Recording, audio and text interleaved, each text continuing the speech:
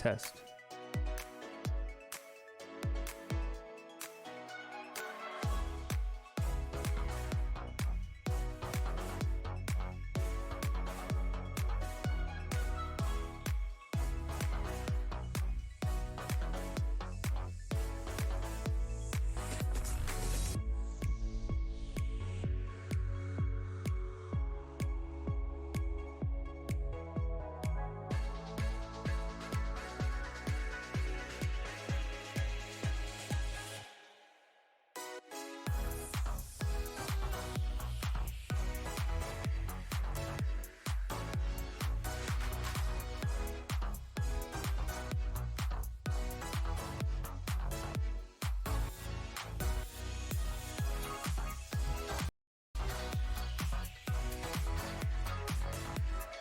Like, thought it was.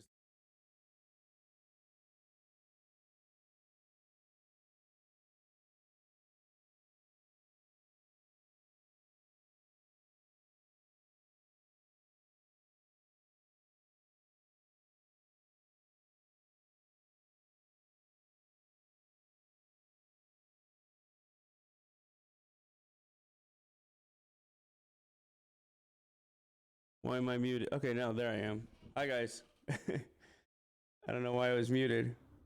Yo. Yo, yo, yo, yo, yo, yo, yo, yo, yo, yo. Lena's coming right now. I like your beard, Lena. Lena's coming. I was just fixing her setup. What do you guys think? What do you guys think? We ramped it up. Love the new lights. Thank you. This has taken me a while to do, and we got the Canon set up in the back, which will be aimed directly at Lena. I love this setup. It looks amazing. Nice, nice. Canon looks sick. Hell yes. Looks awesome. Why does our camera do this? All right, I'm gonna turn off the camera for 1 sec. Oh wait, no, there it goes. See, okay, see, it's on auto, but it's not very intuitive sometimes unless I'm looking at it. Can we petition to get a true crime chat on the Discord? You don't have to petition. That's a great idea. We should do that. Dearborn Celeb, thank you. Yes. Okay, but it's still doing that. Why? Huh. It messes with the IO. So.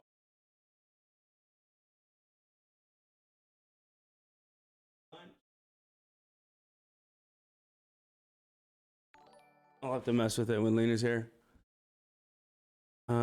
Must be the camera. Yeah, the camera's, it's just like consistently changing because it's on auto, but I think because the lights are here now, it's what's causing it, because it usually doesn't do it this much. I have a bruise on my face.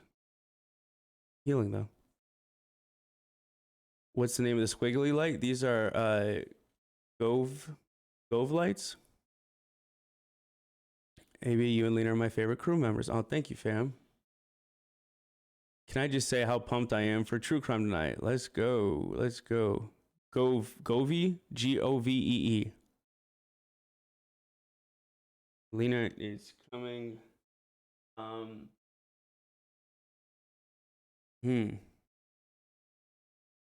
Lights remind me of a smoke shop vibe. Yeah, I don't know exactly what it is. For a second, it kind of looked like a flaccid penis to me, but that's why I changed it, because initially it was just like this hanging. I'm like, this is off. I'm still gonna mess with it a little bit. Doesn't look like a flaccid penis anymore. Y'all should plan a trip to the Jersey Shore. Hell yeah, that'd be sick.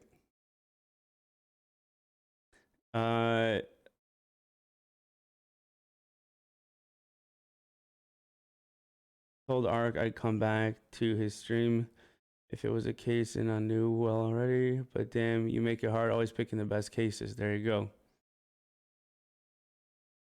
I'm also having a Jersey Shore withdrawal. I know, I really want to watch it, guys. I have just a lot of work today. Tomorrow we'll get back into it.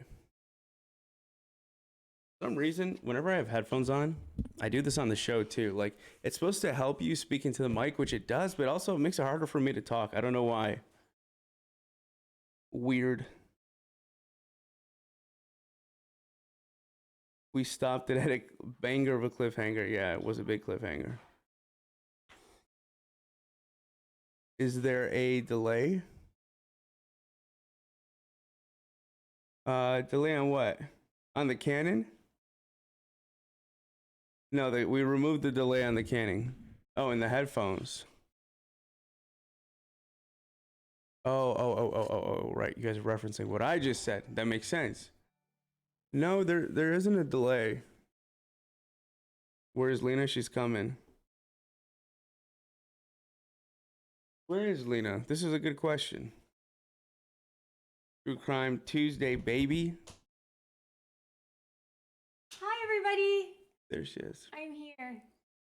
And I'm so excited. You ready? Yeah. All right, guys. Have fun. Thanks. Behave yourself, kids. Thank you for coming. Love y'all. Baby.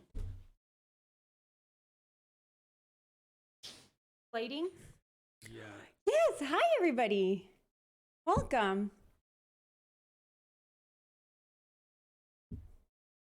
Actually, it seems to be working. Okay. Oh, should I pin the Discord? Do that. Discord. Thank you. Pin. Oh. Perfect. So the Discord is up there if you guys want to join that, and you can get notifications there as well. Thank you. Yes, True Crime Tuesdays. I was wondering if I should get TikTok started, my TikTok live. Then I'm like, maybe people get annoyed and then they unfollow me because of it. But yeah. What do you think, Gaby, about TikTok? Do you think people get annoyed? Okay. We have 178 people. Maybe just see how it goes naturally. Okay, that's a good idea. Beard and Chair says, let's get our murder on. So speaking of, today we are going to be watching Wrath of Jodi by JCS. And all I know so far from the description is that she killed her husband, apparently. So let's see how this goes. Oh, let me make sure my sound is okay. Oh, yep, gaming headset.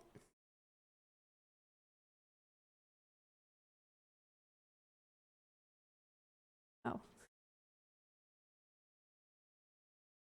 Okay. Slow down, you're making me anxious. Window. There. You know I move quick. Sharon, thank you for the subby. Thank you, Lena, for all your kindness, humor, and honestly immaculate, clean, wholesome vibes. We love you too, Waby. Isaiah Thomas, the GOAT. Thank you so much for the kind words. Okay. Oh, let me do a quick intro for my YouTube VOD, and then we'll get started. So back to here. Ada, thank you so much for the subby. What was this called again? Oh yeah, Wrath of Jodi. Hey guys, today we are going to be watching Wrath of Jodi by JCS. Okay, let's go.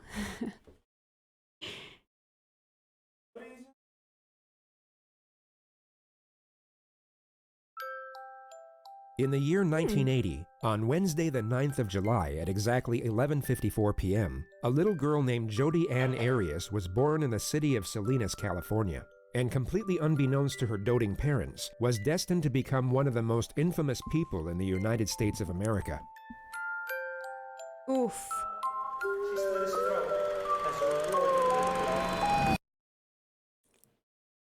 It's gonna be a scary one, I just know it. From what we know about her behavioral sequences, and despite what her defense team would later want you to believe, there's virtually nothing in Jodi's childhood that can be linked as a contributing factor to what she would eventually be capable of. The only thing worth mentioning was that she dropped out of high school in the 11th grade to pursue a career in photography, but it went nowhere. In February of 2006, at 26 years of age, she began a new job as a salesperson for a network marketing company called Prepaid Legal, and it was through this. Oh my god, so far she just seems so sweet and innocent. Also, Jerry, thank you for the subby. Occupation where she crossed paths with fellow sales representative Travis Alexander, a 28-year-old practicing Mormon from Arizona, This is who him. also worked part-time as a motivational speaker. When you get someone to the briefing, they say no, that counts. When you get someone fully This is a man exposed and destined they for say no, tragedy. that counts. Every time I'm you get guessing. one of those, cross one off the list. By the time the 100th one's crossed off the list, you won't be able to spend the money. He was a very charismatic young man, which immediately caught Jodi's attention. They met at a business conference in September of 2006 and began a curious relationship from that point forward. To cut a long story Also, Jerry, thank you for the gifted. short, Jodi was in love, and Travis was not. They broke up after just 5 months, but soon after the split, Jodi moved from her grandparents' home in Yreka, California, into an apartment just 2 blocks from Travis's house in Mesa, Arizona. She was at that moment labeled the crazy stalker ex by all of Travis's friends, and although Travis agreed, he would continue hold the having phone. So they were dating already, and then they broke up, and then she moved next to him? sex with her out of pure convenience. She would show up unannounced on countless occasions, sometimes in the middle of the night, and Travis would let her in every time. It became somewhat of a routine, and a dysfunctional situation that Yes, neither were oh my happy God. with. Travis, although he enjoyed the sex, essentially wanted her out of his life, while Jodi desperately wanted a serious relationship. And going off the myriad of entries in her diary, she firmly held on to the belief that they were meant my to God. be together. This is a crazy look right here. In late May of 2008, however, she would ultimately have a change of heart. Travis had a work retreat planned to Cancun, Mexico for July 10th. It was all paid for by his employer and allowed him to take a friend with him. Jodi knew about this and believed, or at the very least hoped, that she would be the one going. Yet in the last week of May, it became known Another that girl? Travis was taking another woman instead. A Mormon girl by the name of Mimi Hall, someone that Travis had been Oh my romantic God, no, don't tell me something happens to Mimi too. interested in for some time. When Jodi found out, it would be safe to assume that she was heartbroken. It would be even safer to assume that she was absolutely enraged, and the collective opinion is that a specific thought process began to emerge in her mind, one that forged a psychological justification for a certain decision. On June 4th, 2008, 6 days before Travis was set to leave for Mexico, Jodi would once more show up unannounced. All we know for sure is that they had sex and took explicit pictures of each other using Travis's new camera. At roughly 5 p.m., Travis would get in the shower and Jodi would begin taking No. pictures of him using the same camera. Oh my Then, goodness. moments after this picture was taken, Jodi would stab Travis a total of 27 times. She would also cut his throat and shoot him in the face. Oh During my the God, onset what the hell?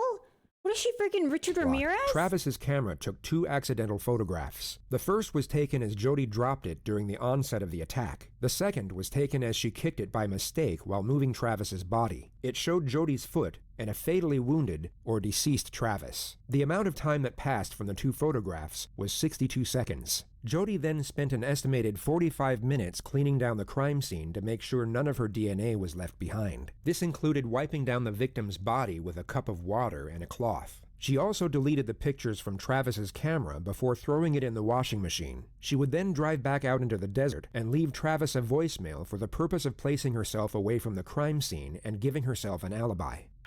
Man, they got it all down. She thought she was being so clever. You can call her back if you want, but it's not necessary. My phone died, so I wasn't getting back to anybody. And what else? Oh, and I drove 100 miles in the wrong direction. Over 100 miles, thank you very much. So yeah, remember New Mexico? It was a lot like that. Only you weren't here to prevent me from going into the 3 digits. So fun. Tell you all about that later. Also, we were talking about, when we were talking about your upcoming travels my way, I was looking at the May calendar, so I'm all confused. But Heather and I are going to see Othello on July 1st, and we would love for you to accompany us. Let me know, and I will talk to you soon. Bye. End of message. Jodi would then drive to another man's house in Utah by the name of Ryan Burns and stayed the night. He would later testify that nothing seemed off about Jodi's behavior, only that they kissed and engaged in sexual intercourse. Travis's body was discovered by Mimi. Oh, I guess Mimi... Okay, so it's good at least. Mimi was fine because now here she is in court. Also, I could have sworn that Jodi is a husband killer. I guess I was completely off. Because clearly that was not her husband. And her friends 5 days later, the day before they were supposed to leave to Cancun together. How long were you there trying to get into the house? just, a couple of minutes, I banged on the door, rang the doorbell over and over again. Nobody answered. I was scared that something might be happening to him because I knew that he had a stalker. Oh my Travis's God. friend on the phone suggested that we go in through the garage and look for him in the house. And then as soon as they said that they saw blood, that there's blood everywhere, I stopped looking and said, he's dead. He's dead. And so immediately I called the police. After the news of Travis's death broke the following day, Jodi called the police and offered to help with the investigation. She was then Of course she did. Of course she did. transferred to the lead detective, Esteban Flores of the Mesa Police Department. The most notable detail of the phone call was that Jodi agreed to provide a sample of her DNA. Over the following month, forensics were able to uncover the deleted photos from Travis's camera, and despite her best efforts, discovered Jodi's DNA all over the crime scene. Oh During my this God. time, oblivious to the evidence that was building against her, Jodi would post multiple pictures of her and Travis on Facebook, alongside emotional messages to Travis himself. She even sent his family flowers and a letter expressing her grief over his death. The Mesa Police Department launched their case against Jodi on July 15th, 41 days after the murder. Detective Flores would be the one to conduct her interrogation. He had spoken with her once over the phone and was present when she was fingerprinted and swabbed for DNA. The Siskiyou County Police arrested Jodi at her grandparents' Wow, she was so confident that she was going to get away with it that she willingly gave them her DNA. house at 7:35 a.m. and only said they had a warrant for her arrest without giving further information. She was placed in handcuffs and didn't once ask what she was being arrested for in the 6-minute drive to the local police station. What makes Jodi Arias stand out among the Oh my many cases God. in the realm of true crime is the manner in which she attempts to navigate the system. She seems to believe that if she presents herself in a certain way and adopts a very specific character with very specific traits, it will give her the best chance at evading the consequences of her actions. In her mind, this character is a soft-spoken, sweet-natured, God-fearing individual. Yet to everyone Hey, Kojaks. Yes, they're a totally different vibe over here from Jersey Shore. else is quite possibly the most universally annoying person to ever abide in the history of existence.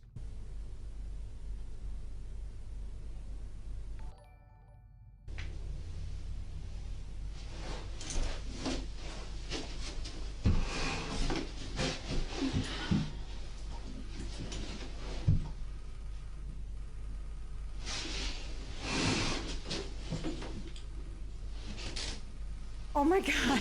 I thought she was going to like bump her head on purpose.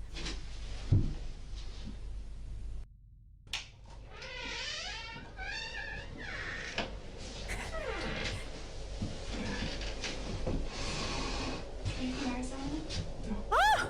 Can I get you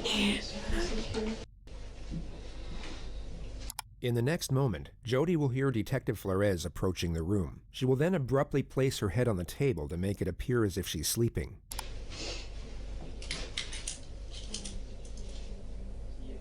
She will now notice the detective has instead walked past the room and then revert back to her regular sitting position.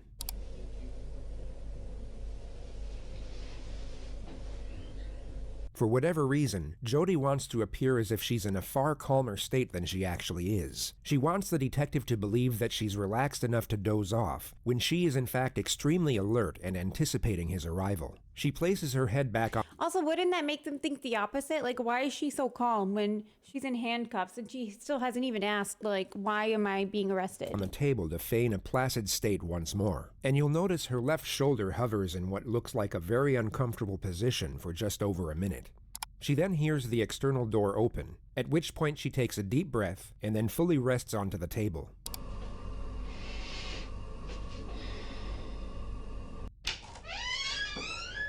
Okay, let me get those off you. So you remember me? Of course I do. I traveled all the way up here to come talk to you. Because Also, yeah, Larry, I always wondered that too. Like, they know there's a camera in the room, right? They must. I've been working on Travis's case ever since it happened. Okay, and I know exactly when it happened, when he was killed. I know a lot of details. And just recently we Oh. found quite a bit of evidence. And I'll discuss that with you. The main thing that They're I'm not? looking for, though, is answers.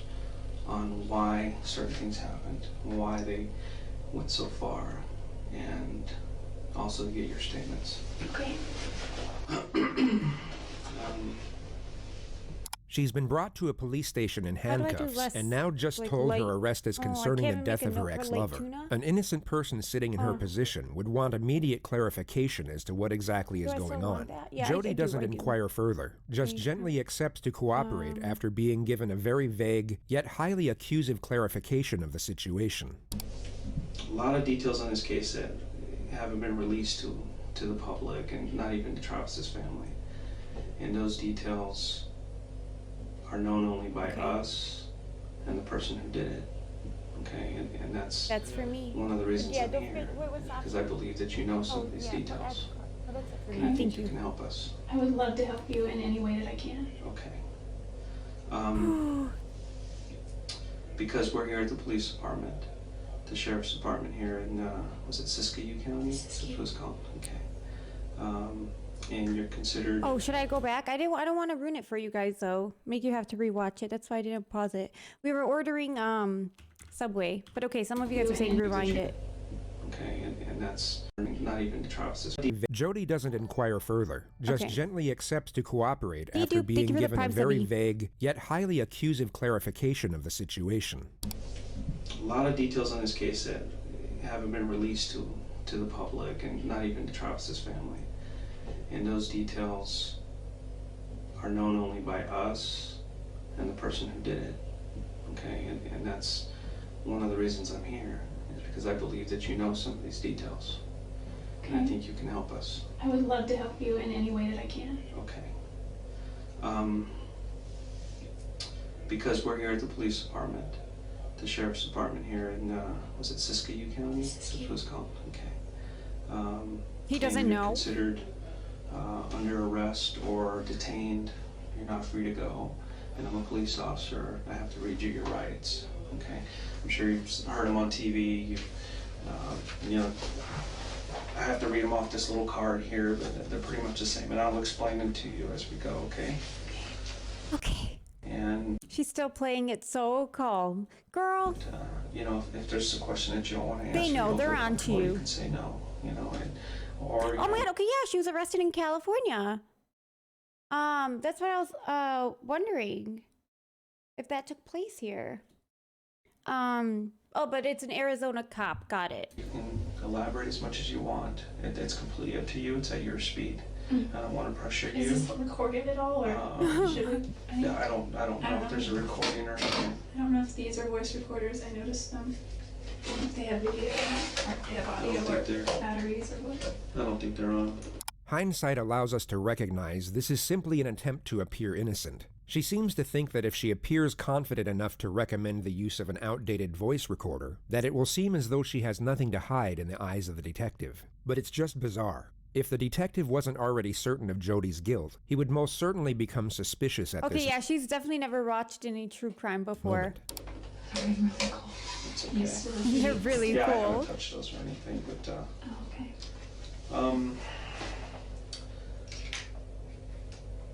Jodi's mind would be racing here, yet she desperately wants her exterior self to appear calm. She's so focused on having this nonchalant disposition that she completely fails to realize her behavior doesn't match the situation whatsoever. She's in a state of hyperarousal while feigning a state of composure, and the end result just looks very strange. It gives reason for her unusual infatuation with a voice recorder, and also for her oncoming sitting position, which really can't be described, only compared to a sea lion peeking over a rock.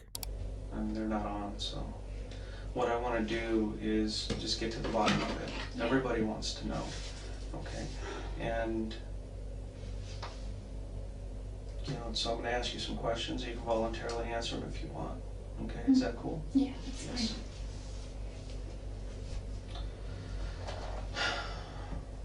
There was some question about you being. Well, let's start with this. What have you been up to since Travis's death? What have you been doing? Well, I've been working. Mm-hmm. I haven't been really working in prepaid legal. There's not a whole lot here in this marketplace, which is, It's kind of small here. it's small here, and really that could be seen as an opportunity rather than a hindrance, because that just means the market is untapped in a large way. So I could have if I wanted to, but I'm kind of like a deer in the headlights when it comes to prepaid legal. I just have a fear of just. But also, we're talking about your best friend who just died or was just killed. She was like posting all over her Facebook, apparently, a bunch of posts about him in emotional paragraphs. You'll come to notice that Jodi will go off on these unrelated tangents anytime she has the slightest chance to do so. It's a recurring theme in interrogations for when the suspect is facing serious charges. And the common theory is that it's an attempt at gaining a momentary escape from what is likely the most terrifying moment of their life. Going into detail about topics completely unrelated to the situation at hand essentially delays the onset of their new reality. Forensic psychology views this as a form of denial. The detective subtly nudges her away from the theme of network marketing and onto the topic of Travis. She starts off with a Facebook post she made in his memory. I realized looking back on it that it kind of sounded immature. It's more like my dear Travis kind of letter, and so I took it down because More personal. Yeah, some of it was detailed, a little bit more personal. Not too personal, nothing inappropriate.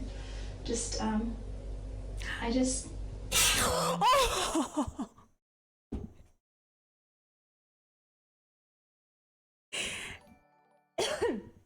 AB, thank you so much for the gifted. And shout out to all the 10 people who just got gifted subbies right now. Oof. Felt funny, I think, because. Oh my god. That's stronger than last time? Yeah. Man, I can't believe I just paid $60 to scare you. I used to get it for free. You said last time it wasn't strong enough. Yeah, no. This time was definitely stronger. But Titty Tappin, thank you so much for the 5 gifted. Yes, Karen chat too. Yeah, maybe we should change the verbiage. And maybe to gift 10 subs, because 10 subs I may think it needs. Oh, that makes sense. Also, Bobby, thank you so much for the gifted. Okay. Oh, really? Yeah. Oh, that's awesome. It doesn't show that for me. Without promoting anywhere. Yeah. Not even the TikTok. Oh, that's not the right one. Okay, sorry guys, I'm just fixing the text.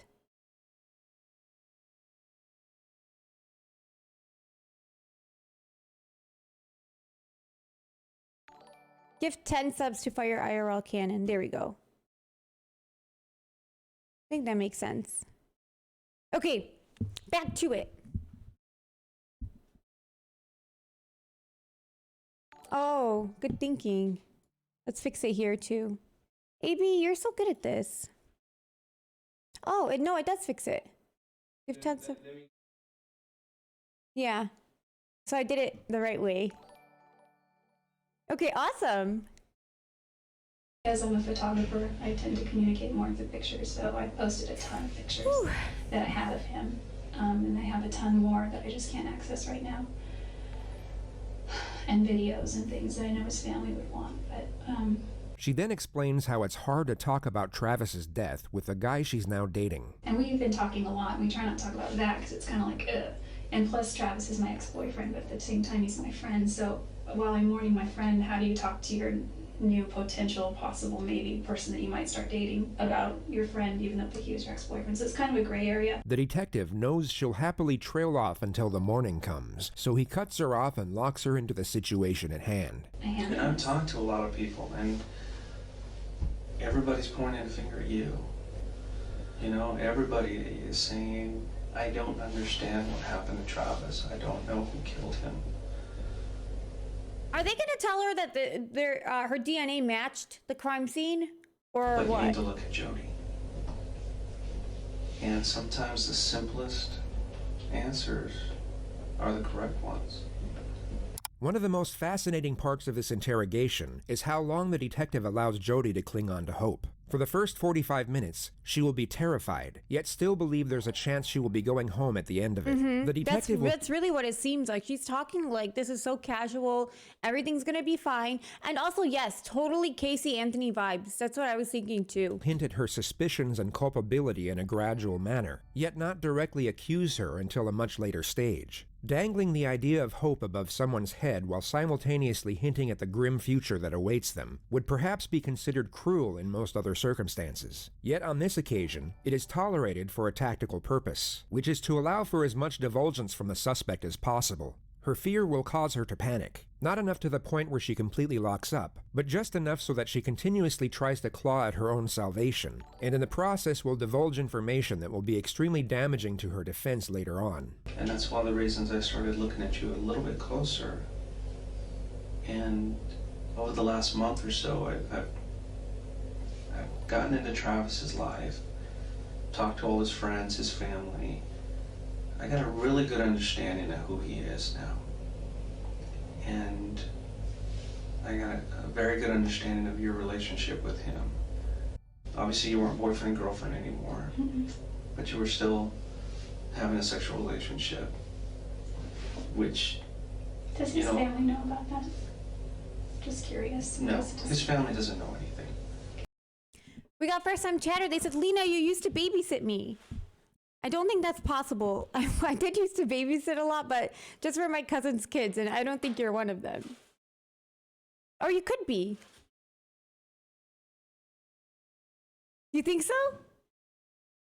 Well, say you're. Oh, Joey and Sammy! Oh my God, it's them! You guys!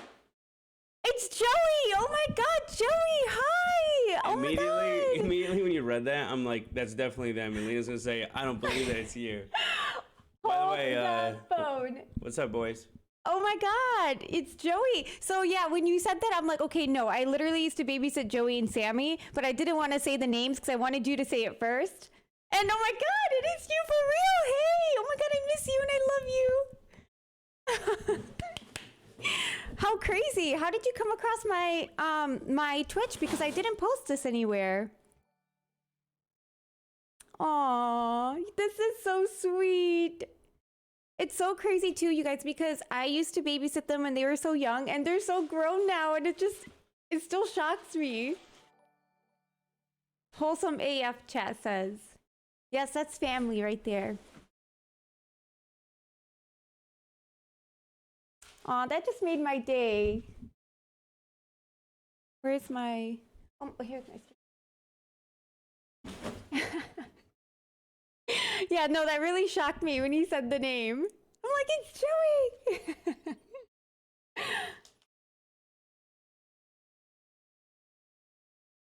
Aw, he said, I don't know, I'm so proud of you guys, though.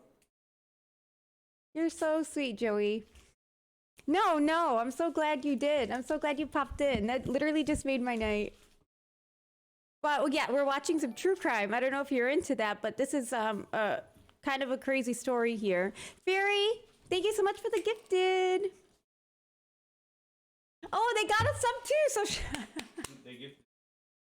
thank you guys for gifting him a sub. Yeah. I'm interested in protecting how he's remembered as well. And just for the purpose of integrated context, at Jodi's trial, she would label Travis a sexual deviant, a domestic abuser, and a pedophile. He truly had feelings for you. Love you too, Joey. Bye. See you next time. I know it's pretty late for you in Michigan, so have a good night. And for some reason... Larry said, Lena used to put on true crime for the kids that she babysits. No. He felt that the relationship between you and him was somewhat unhealthy, but he couldn't stop it. And I assume that's probably maybe the same way you felt about him, or it's probably... maybe you didn't understand why he didn't believe it was healthy. No, I didn't think it was healthy either, spiritually at least, and probably emotionally, but mostly spiritually. And I think that kind of, once you have something that's not healthy spiritually, it filters through all aspects of your life. Her dialogue alters from spirituality to her work history and then to her finances before moving on to her family. Bear in mind she wasn't asked about any of this. Financially, I wasn't doing well. I missed my family. I moved away shortly after high school, and I come back to visit, but I realize over the years I've missed out on a lot of things. My little brother and sister. This is the first time she's tearing up. Missed out on just their karate or their baseball or cheerleading or... The detective nudges her back to the subject of Travis once more. He asks if the sexual element combined with his religion was the reason the relationship didn't. Yeah, Chopper Face said, we have a talker not once asked for a lawyer. That seems to be like so common in all of these cases we watch. Work. Jodi then takes it upon herself to recount her sex life history and simultaneously preach about her own devotion to the Bible. I've had a couple of serious relationships before where I was intimate with a few people. And it's kind of silly, but I used to always joke that regardless of what the Bible says, and yes, I'm Christian. Yeah, first time chatter, Julia said, imagine Lena interrogating someone for murder. I think they'd flip it and start interrogating me. I don't know if I could scold someone like that. I just live my life by the 10 Commandments, and those are my rules. You know, thou shalt not this or that, but it doesn't say thou shalt not. So I just used to joke about that. We did pray about it. I remember we knelt by his bed once, and surprisingly he suggested it. Normally, you know, I would suggest that we pray before we go on a trip or before we eat if we're alone. That was kind of unusual for him, huh? Yeah, because he was very resistant to prayer. He's like, so I'd say, will you say a prayer? He's like, why don't you say a prayer? Why don't you say a prayer? Why don't you say a prayer? So we'd go back and forth. Jodi, will you say a prayer? And I said, sure. And Travis was like... The detective endures as much prayer talk as humanly possible before shifting the topic once more. He was at a point in his life where he wanted to really start settling down.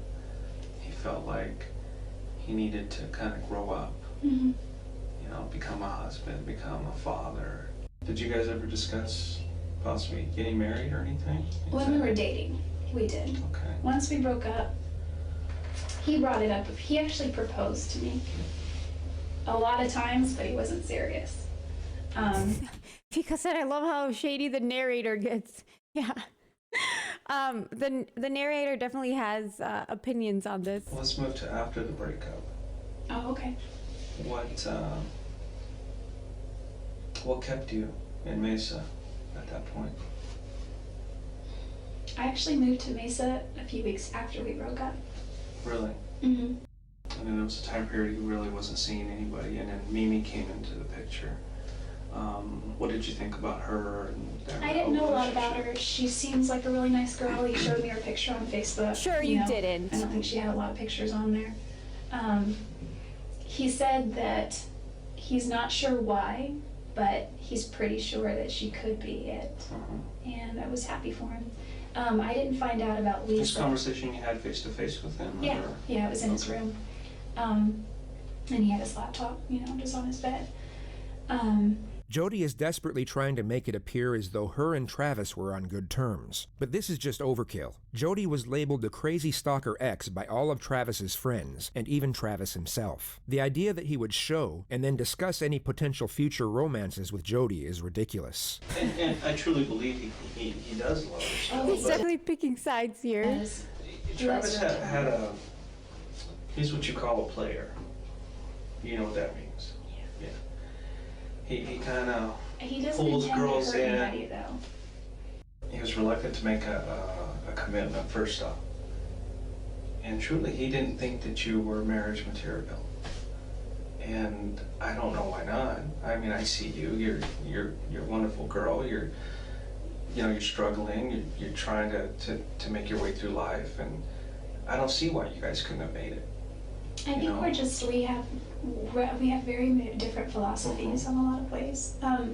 We would argue about the dumbest things, and like there were so many times where I just couldn't wrap my mind around what he would. I could, but I would try to get him to do the same for me. Like there was a time when I broke down on the way to LA once, and my car got a flat tire, so I had at the time roadside assistance because my car was still under warranty, and we pulled. What's the point of her telling the story They right went to now? take the car in to change the tire and realized that when they sold me the car, they didn't give me the wheel lock key. And I was kind of hungry. It was dinner time. It was 7:38, and it was dark because it was January. And the tow truck guy said, you know, there's a Denny's 2 blocks down here, and there's a Jack in the Box there, and he was driving me to the motel. I said, is there an IHOP around? Because I really... Ooh. Rafid said, wait, this happened close to me. My middle school history teacher was her roommate at the time of the murder. That is so insane. When it's personal like that, I feel like it just makes it so much creepier. He's like, yeah, but it's kind of like 5 miles back in the other direction. I was like, okay. He's like, I can drive you there. But yes, too many details, Jodi. It's so pointless. Just cut to the chase. Just admit to it. And I was like, he's like this short Mexican guy, and he seemed really harmless. And Oh my God. And Fairy said, that's crazy because my sisters went to high school with Travis. So a lot of people can relate to this case. Okay. And he, you know, and I asked him about his life. Thanks for the prime He had a wife and kids, and so he wasn't flirting. The travels of Jodi and the sweet Mexican continues on for another 2 minutes. The detective then brings Jodi's attention to what he already believes was the trigger motive for the murder. So, you know, moving over to his trip to Cancun that he was going to. When did you first find out about that he was going with Mimi? With Mimi. Oh, I found out about that at his memorial services on Monday. It was the Monday night memorial service. You didn't know he was taking Mimi? I didn't know that. I think that's awesome, actually. Okay, they're throwing some comedic edits into here now. Right. Well, unfortunately, Mimi had called him a week or 2 before, and I told him, look, if you want to take somebody else, it's fine, but I have something to tell you. I don't look at you that way. I don't look at you as a boyfriend. If you want to be friends, we can be friends. The detective essentially stated that Travis was friend-zoned by Mimi, but he still invited her instead of Jodi anyway. What kept you to him? I don't understand. Well, moving is expensive, for one. So once I was there, I was kind of stuck there. But why do you continue to go back to him? You know what he wants. You know that it's not healthy, but yet you continue to go back. And it brings us to this point where we are now. Sarah, thank you for the subby. Part of my perspective now has to do with the fact that I'm going through a repentance process that I've worked out with, with my bishop, and he's given me, certain scriptures to read and she's repenting and pray about. And Preacher Jodi emerges for another 2 minutes, going into detail about scriptures and baptisms. The detective then interjects and starts getting more confrontational with the facts about Jodi's behavior towards Travis. And obviously you guys kept this relationship hidden from everybody else, and because nobody really knew about it. well, There were some people who I talked to and said, yeah, they continued to have a relationship even after they broke up. And there are others who were saying that you had become obsessive with him to the point to where you would go into his house when he wasn't there, or when you weren't Yeah, she's Preacher Jodi now. Oh, I love the Raven. invited, and he would talk to people saying, she just kind of showed up, and I don't want to tell her to leave. I didn't get the notification that you were live. What case is this? This is Jodi Arias. And the video is titled Wrath of Jodi. So I'm guessing this is like a crazy case. Based on that and chat too, because chat keeps saying that. But I don't want her here. oh, must have been early on, Yeah. because there were a couple times when we established a rule early on, just don't, Also, no, I haven't watched the chapter. He's amazing at true crime stories. Okay, I'll have to check it don't out. come over unless, he said you can come over anytime, but I need to know first. The detective then starts ramping up the pressure and brings Jodi's alibi and road trip into the discussion. Was it the week of the first week of June? You took a trip to Salt Lake City. Which route did you take from there? I was supposed to get on the 15 and go all the way up. And I somehow got off the 15. Where did you end up? For a while I was lost. and I'm not above sleeping in the car, so I slept for a while. I'm a heavy sleeper and I sleep a lot, so. But you were on the 15 for a while, and you ended up getting off the 15 somewhere. Yeah, Oh, this isn't the Raven? Yeah, this is GCS. So this isn't the Raven. I looked Whoever at it the map, is, and though. I'm pretty sure I know where I went. He's good. Can I draw you a map? Sure. So this trip took you a little over 48 hours. I have a problem with this trip. Well, I Okay. went first too. Yeah, I know. I know you went down here. I've gone over this trip over and over in my mind and on paper. And even if there's still 20 some odd hours, even if you pulled over to sleep a couple of times. Oh, did I tell you that I got stranded? Yeah, Okay. you mentioned that. If you slept for 10 hours I only slept for about here 8 and hours. here, it would still leave 18 some odd hours for something else. Okay. This is what people are Ooh. focusing on, There's a hole in her alibi. is this trip that you took. Because they're saying she left. She didn't get to till Thursday. Wednesday? That's when Travis was killed.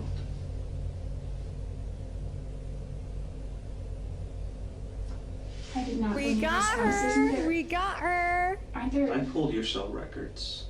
Your cell phone was turned off between here and here. Well, I didn't turn it off physically, but it died. And then it magically, I got you it. found your charger here. It was packed under the seat of the passenger side, and it was when I was. When you were lost, you couldn't. True, she got herself. You pulled over and found it, or Well, I did finally start looking when I was stranded. I wouldn't have pulled over when I was lost. Detective Flores explains to Jodi multiple times over how the trip doesn't make any sense whatsoever, and whether it's feigned naivety or that she literally doesn't understand the concept of time and distance, she pretends to be confused by the allegation rather than actually confront it. This goes on for 3 minutes before the detective confronts Jodi with the evidence of the photographs on Travis's camera. But I don't think you're being completely honest with me about that trip. I honestly got lost. It's bad timing. Were you at Travis's house on Wednesday? Absolutely not. I was nowhere near Mesa. I was nowhere near No. Phoenix.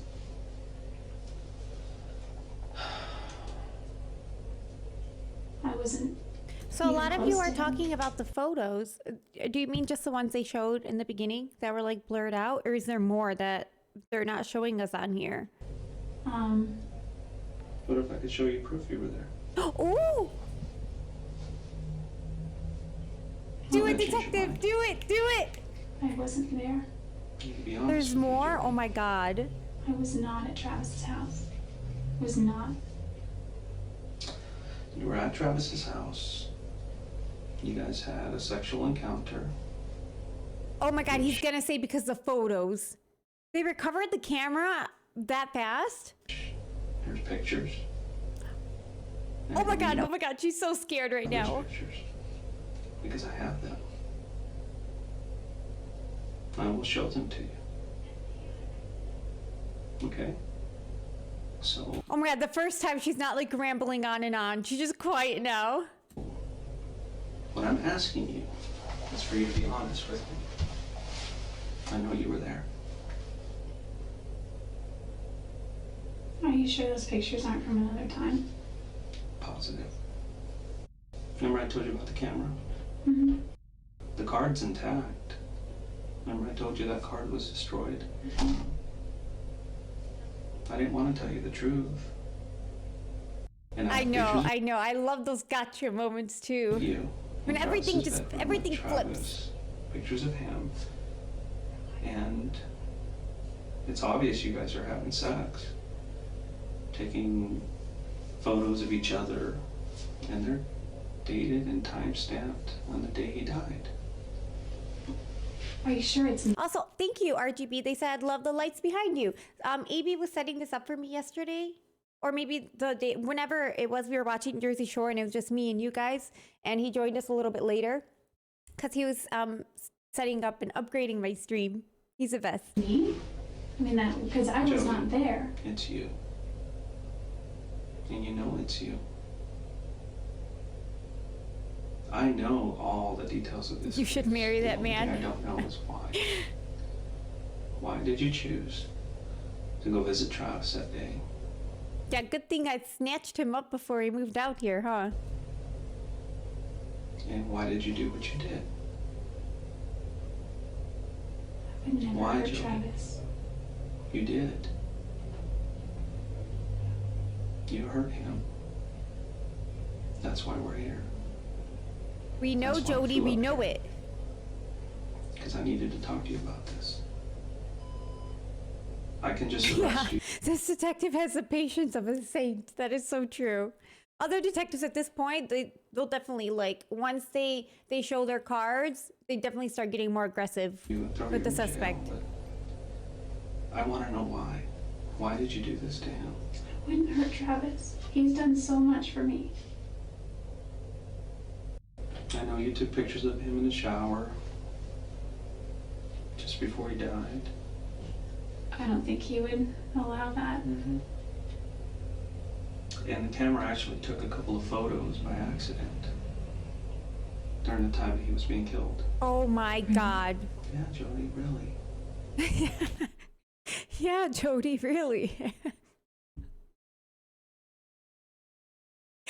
Oh my You were God. there. Quit playing this game. It's time for you to just come out and, I didn't tell me. know. I am. The fact that amongst those photos was one of him being dead, that is just so insane. Like, she really busted herself. I did not hurt Travis. I did not hurt Travis.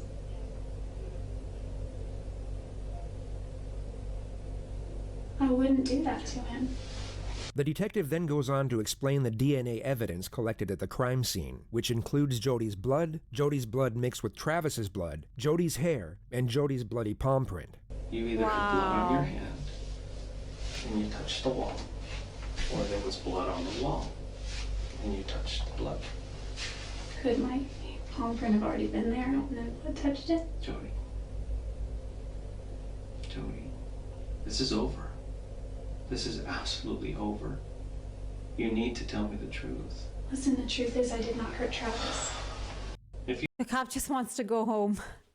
So, I mean, they have all this evidence, but I guess they need a confession If you too. want, I can show you some pictures of him.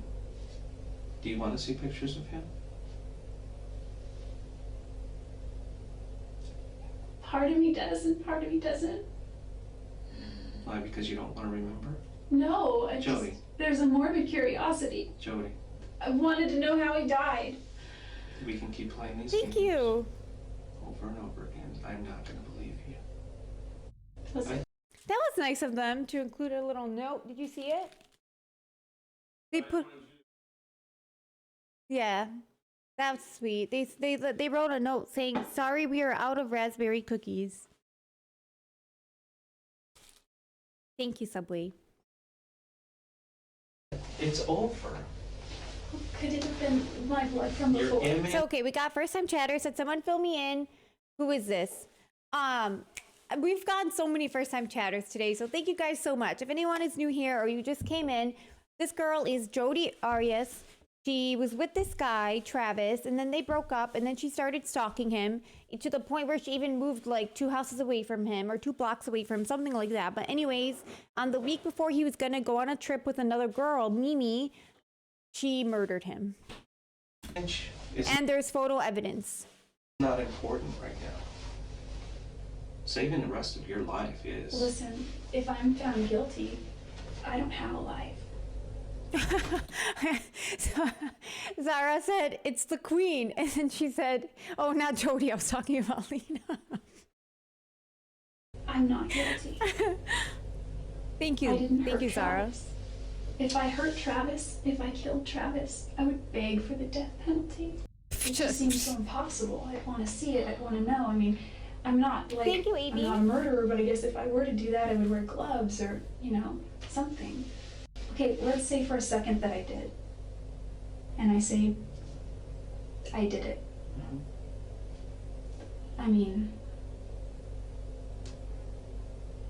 motive is there. What is it? The jealousy issue. But I wouldn't even say it was jealous. I mean, there may have been some jealousy there, but Then what is it? What caused this? I think if anyone, maybe Travis was jealous, but That's not what everybody Thank you else for the says. prime subby. I can prove you were there. I can prove it. But what I don't have is I don't have answers on why it happened. Or, maybe something just got out of hand. Maybe things got out of hand. did you find the gun? Maybe that would. Why haven't you asked for a lawyer yet? What is going on? Also, she works on her job is in the legal department. Jodi, we're just Isn't she like a paralegal or something? playing games here. Yay, Take a Marla, little break. I welcome. need you to think about what you're doing here. Because the best thing for you to do is to tell me the truth. It's so important that you tell me why this occurred, what was going through your mind, and what caused you to do this. I'll let you think about that. Okay? And I'm gonna go look for some pictures, Alana said, she said, hold my knife, I got this. and I'll bring them over, and we'll continue this discussion. Okay? Let me go find them. I'll be right back. Tips, I'm not a murderer.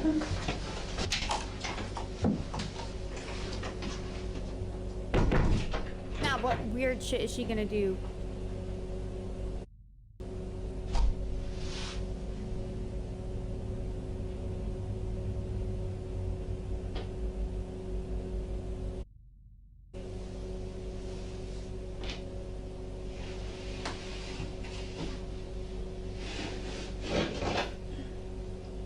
Who stretches like that?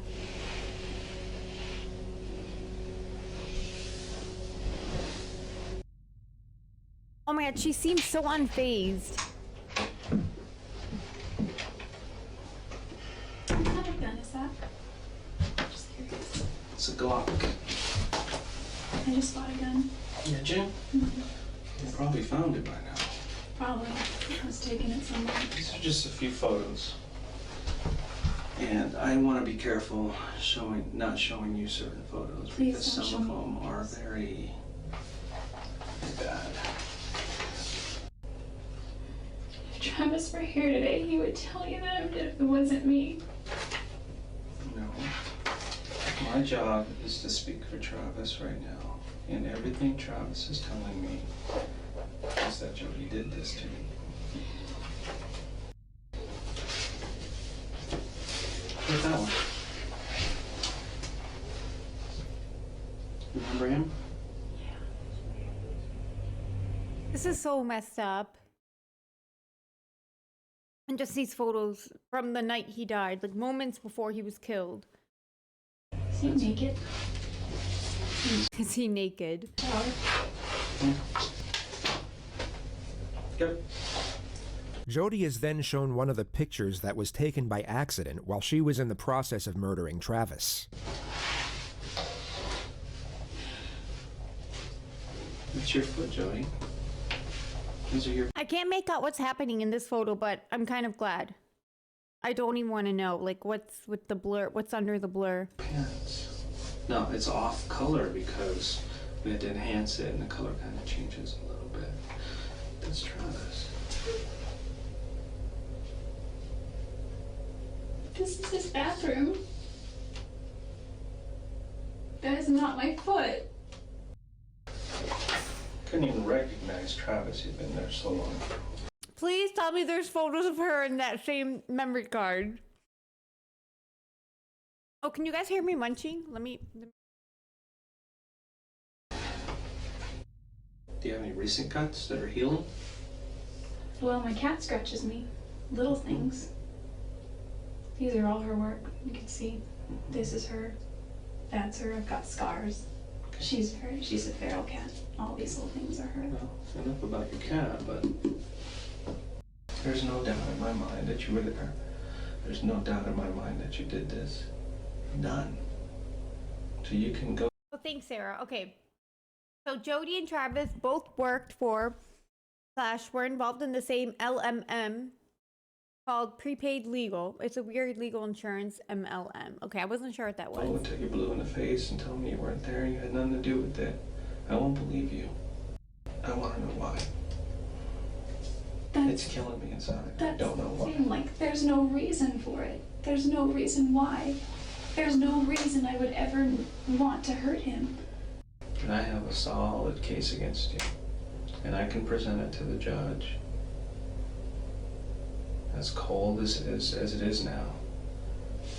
I don't know why she did it. Or I can C-Dubs, thank you for the gifted. present it to the judge with your explanation. If I'm found That's not guilty, what true. happens? You'll have to pay the price. Well, what's the price? I don't know.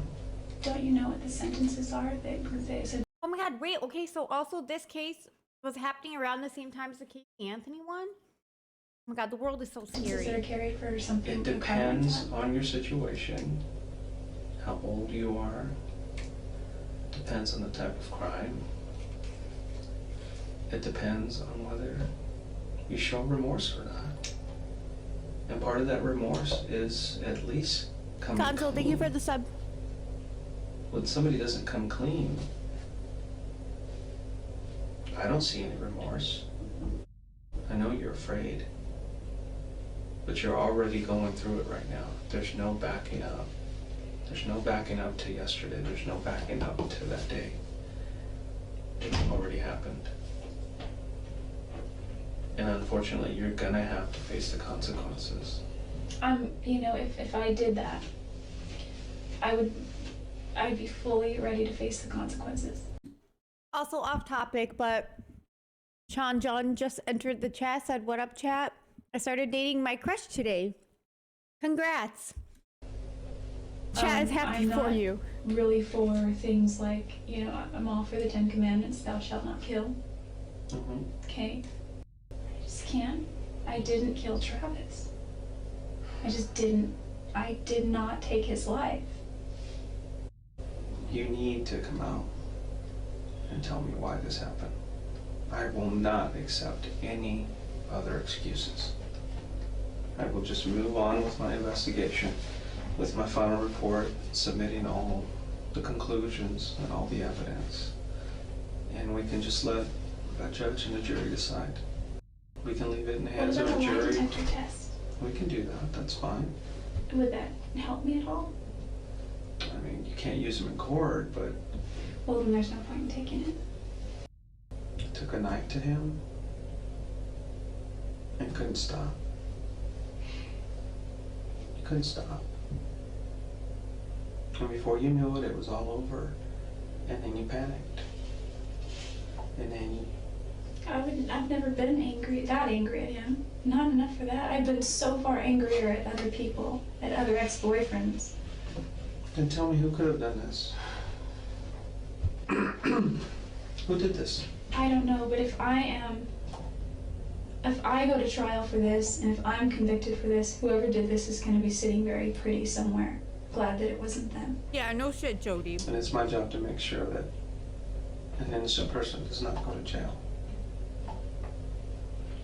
But I don't see an innocent person sitting in front of me. Travis has done a lot for me, and I wouldn't hurt him. He introduced the gospel to me. Why is everybody saying that you are capable of hurting him? Everybody says it. I don't know why anyone So would don't think I'm tell me that capable. you're not capable. I don't even hurt spiders. She's not doing a very good job of defending herself. The 10 Commandments say, "Thou shalt not kill," and here now she's saying she doesn't even kill spiders. I kicked a dog once. I was a freshman in high school, and I love animals. And we had this dog, his name was Doggy Boy, and my parents, until this dog that they have now, have never been able to, and I don't mean just them, we as parents. What? She said something about I dogs? love animals. And we had this dog, his name was Doggy Boy, and my parents, until this dog that they have now, have never been able to, and I don't mean just them, we as a family have never been able to care for a dog properly as far as give it attention and take it for walks and be consistent. To save you the oncoming ramble about Doggy Boy the dog, she lightly tapped him with her foot for tearing open the trash, and she's felt so bad ever since that it changed her entire worldview on the animal kingdom. She now apologizes to the dog, through the detective, who's conducting her interrogation for first-degree murder. And I need to apologize for that to him. I know it sounds weird, my relationship with animals, it's kind of like they're like people too, you know, they have souls. What you need to do is you need to apologize to Travis. But you just refuse. Listen. Yeah, I can't help you anymore if you're not gonna help yourself. And also, yeah, she's saying she lightly tapped Doggy Boy. I'm sure it was much more than that. I really So can't. awful. I can't, Jodi. It's fascinating to observe how fast she can switch from one emotion to the next once she realizes a particular strategy hasn't worked. The attempt at elevating her character by expressing how much she cares for spiders and pets hasn't seemed to have any effect on the detective, so she then switches her disposition from sorrowful to analytical, as she once more tries to manipulate his perception of her. If I did anything that had anything to do with his death in any way, It's not if to me. I wouldn't. It's not if. It's not if at all. Well, to me it is. I would be more than remorseful. Is it maybe something you're blocking out of your head? I don't think so. I mean, I tend to write everything down. I just finished the book, The Road Less Traveled. Mm-hmm. And he said, the true definition of sanity is dedication to reality at all costs. Mm-hmm. Well, this is definitely reality. Yeah, what are you saying, Jodi? Inside of an office, the sheriff's department, and you are facing first-degree murder charges. What is the And you difference? are going to be booked into jail, and eventually you will be brought back to Arizona, and you will stand trial.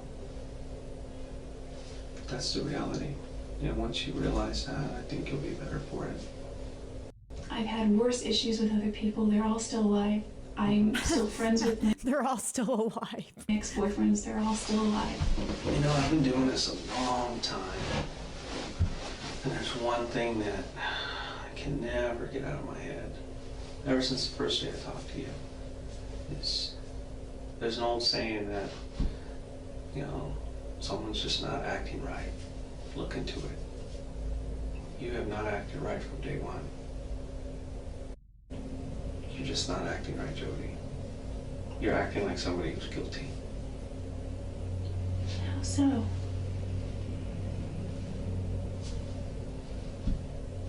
You tell me. I know because I've been doing it a long time. It's taken not me a that I long don't- time to figure it out. But within the first 30 seconds to a minute of a conversation, I know when somebody's acting right. There's a certain way people act. How did I act Okay, that would it's make not you like- think? It's not like TV. It's not anything like that. It's not what you see in the movies. Is it because I'm not crying? You guys hear that eerie noise in the background? It's not because of that. What is it? I mean, I'm not going to change how I act. No, so obviously you it's can't not- change the way you're No, I acting. mean, I am who I am. Okay, you're sincere in the way you're acting. But Well, how is you're just not telling the truth. How is it different? Well, it's not really something you need to focus on anymore. After Jodi failed her But yeah, for sure, this cop is being so patient with her. At this point, I feel like any other interrogator, especially with the evidence that they have, would be so much more aggressive. attempts to extract inside knowledge on the best way to behave in order to appear innocent, she then attempts to explain why she hasn't been able to appear innocent. It's not that I'm not remorseful that he died. The reason I hesitate is because maybe this is something that's wrong with me psychologically, is I think of the butterfly effect. And it's like, you could say that the guy pumping gas down at the gas station could have potentially, because you see all these movies, these funky movies where it's like this affected this, which affected this, which affected this, Well, if he had never done this. I know if you had never met him, you probably would still be alive. That's true. Yeah, but that's because you killed him. No, I just can't admit to something that I didn't do. If it would help if it would help my case and give me an easier sentence. I know that Hi, Wally, first time chatter. Also, some of you were asking my Subway order. I got a tuna. people plead guilty for those things. No, and I don't want you to do that. That is the absolute last thing I want. I wish that I had answers. I'm sorry. There's just no reason. There's just no reason. There's no good reason why this happened. There's never a good reason why somebody dies like this. This seems to be the moment Jodi fully confronts the reality of her situation. The anguish she has over her own fate will become visible, yet she will now disguise this anguish as grief over Travis's death. She does this by posing a question. How many times was Travis stabbed? Oh, what?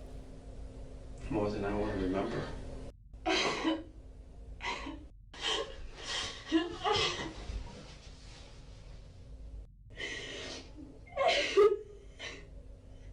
The cop is so over this. I think you're feeling the reality in the moment now. Travis's family is gonna miss out on the Travis. There's just no reason I would ever want to hurt him. All I know is that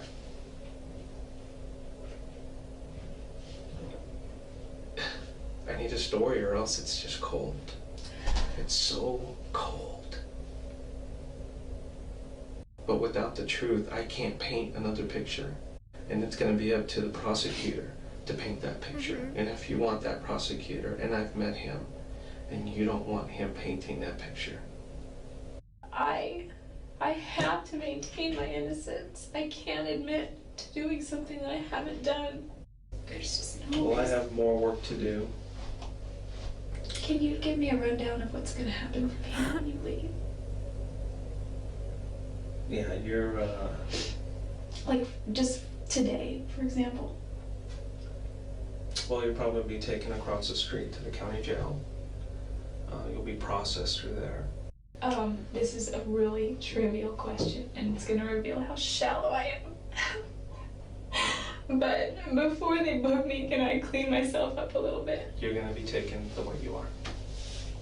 I can't give you anything else. Do I have to go in handcuffs everywhere? She freaking murdered someone. She's able to kill somebody, but these are the questions she's asking. Like, did you not think about that? This is procedure. Whether you wrote a bad check or you're facing murder charges, you're gonna go in handcuffs.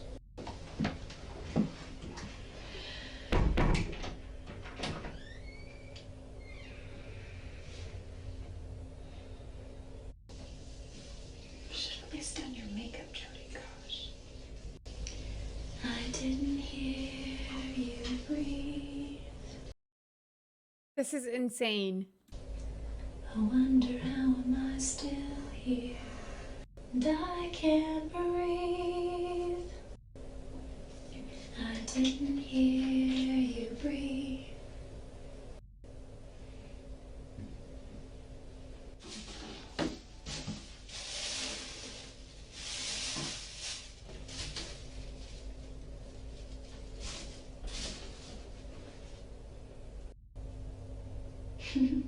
Oh my god. Why is she giggling?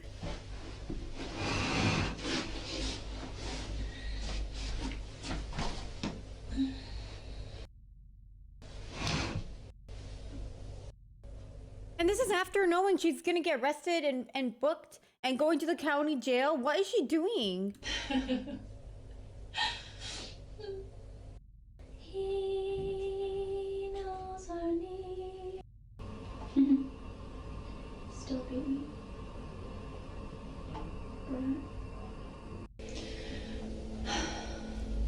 Do you guys think maybe she's trying to pretend like she's a little bit cuckoo? But no, she was kind of acting like this in the beginning too. Jodi was then taken to the county jail and charged with the murder of Travis Alexander. She stayed there overnight, and it would be a total of 16 hours before she was taken back to the Siskiyou County Sheriff's Office. Her second interrogation commenced at approximately 9:30 a.m. Just remember. Oh my God. In the winter.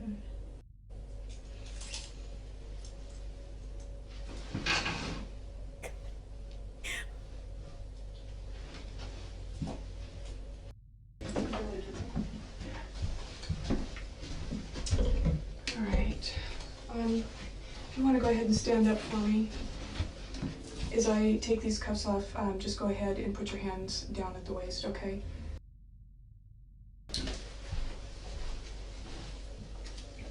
The game plan for this second interrogation will be a lot more strategic. Investigators will have studied the footage the day prior and will now have a greater understanding of Jodi's personality. The initial tactic is for Detective Blaney to criticize and berate the suspect's character while simultaneously reinforcing fear and apprehension. She makes it very clear from the offset that the suspect's fabricated naivety and sickly sweet persona will not work on this occasion, and Jodi's self-esteem will be broken down in a manner that would typically be considered bullying or abuse under different circumstances. This is done so that when Detective Flores returns, it will be a welcome relief, and an immediate rapport will then be attained, which in turn will make the suspect far more likely to cooperate. It's a derivative of good cop, bad cop, and the two investigators execute this technique in a near-perfect manner.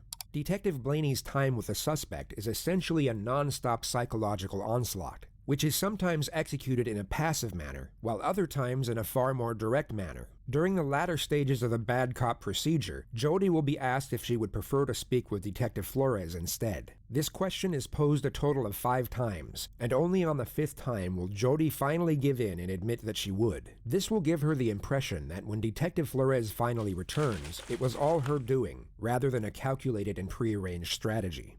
Okay. The voice recorder isn't actually for the purpose of recording the conversation. It is a prop to reinforce the perception of Detective Blaney being the enemy, and not to be. I'm gonna go wash my hands. I'll be right back. I still have my headphones in, so I'm still listening. Trusted. Oh, sure. Also, yes, thank you, Jenny, for sharing that command. These headphones are the G733. And also, luckily, AB's gonna fill in for me really fast.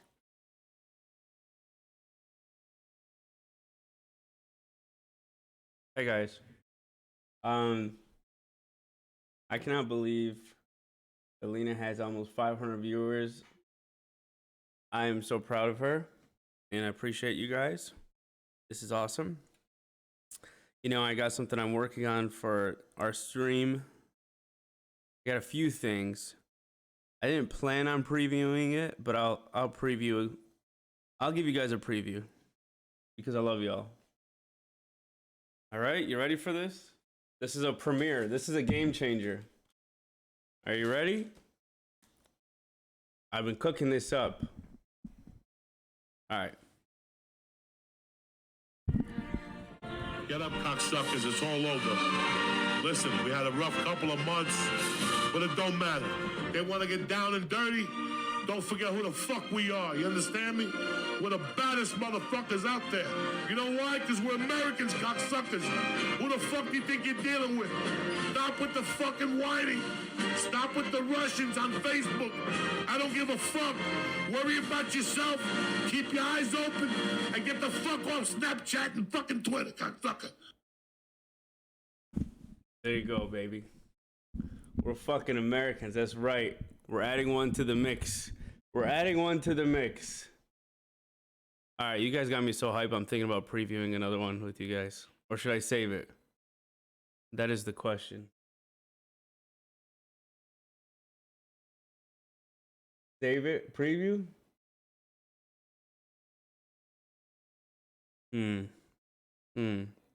That's it. You gotta hear this in your... Here, I'm gonna I'm not gonna play the whole thing. Here you go. Here's a little bit. Not hiring. I'm the best. Fuck. Put your mouthwash in your fucking mouth. And you're gonna go down and you're gonna go, listen, I know you're not hiring, but I'm the best motherfucker available to you. You know why? Because I'm a fucking American, okay? I'm a fucking American. And I'm gonna outwork all these motherfuckers here. Give me 10 hammers. 10 fucking hammers. What time you close? 5? I'll be here when you fucking get here. At 6, cocksucker. You're a fucking American. Stop fucking whining. I'm sick of you motherfuckers. 240 years we've been slinging dick, and you're still whining about the unemployment rate. I love that. 10 fucking hammers. 10 fucking hammers. I'm working on a 10 hammer emote. And that's how AB got his job at H3. That's right. That's what time you open. 6? I'll be there at 5. What do you need? Give me 10 fucking hammers. 10 hammers. I'm very proud of these guys. I'm very proud of them. AB, you're glowing, King. Thank you. Yeah. 200. We are the greatest. We help fucking everybody. But guess what? Don't mistake our fucking... Oh yeah, there's a line that's really important to me because Star Killer Army, the killers, we're the baddest motherfuckers out there, and that one I need to incorporate. Get up, cocksucker. I love that. Wait, I forget which one it's in. Oh, right here, right here. Don't forget who the fuck we are. You understand me? We're the baddest motherfuckers out there.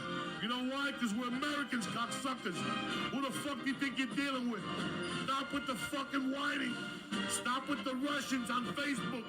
I don't give a fuck. Worry about yourself.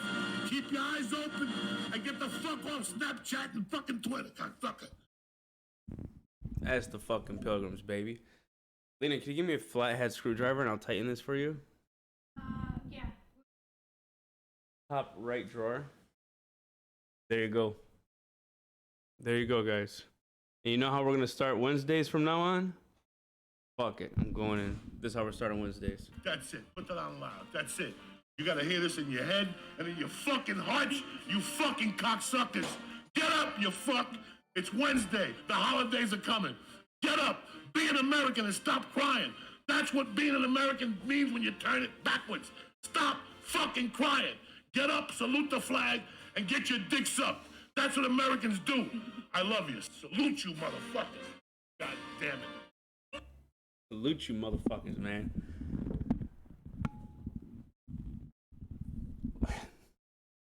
You guys like that? That's how I'm gonna start the Wednesday streams from now on. See, we're getting a schedule, so I'm able to start putting a little theme behind these bad boys. Ah, damn, is there another one, Lena, or just this one? Let me too big. No, it's good, but it's the other side's moving on its own. Actually, never mind. This is good. This is good. Sorry. We know Uncle Joey and Uncle Cape crossover. I think it's good to keep the H3 universe separate from the Star Kill universe. So that's like Uncle Joey is our Gabe, who we don't know him. I salute you, AB. You bad motherfuckers. Need the audio from my alarm? Oh, Lena, this is so much better, by the way. This is a fucking game changer. Seriously, come try it out. Oh, she's doing something.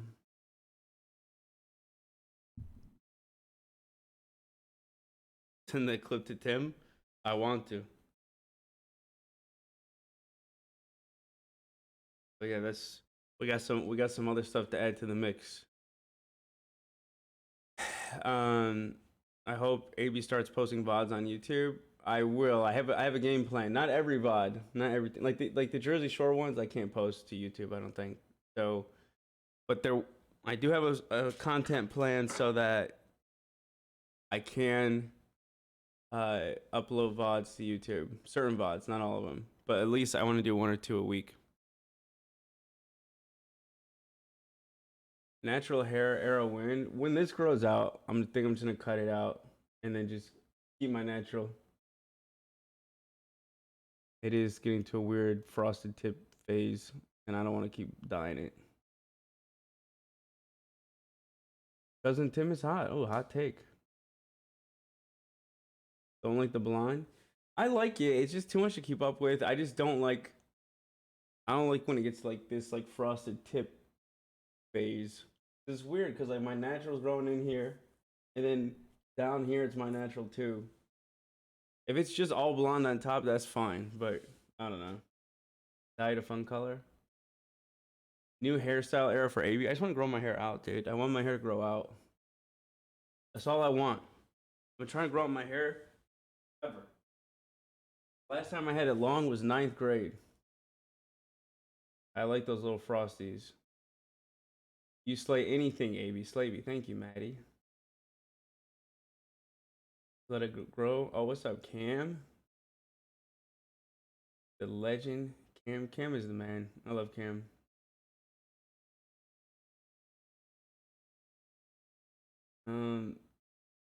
Why isn't the Jersey Shore VOD on your Twitch? Because the whole thing would be muted because of copyright and DMCA. Cam is so sweet. Yes, he is.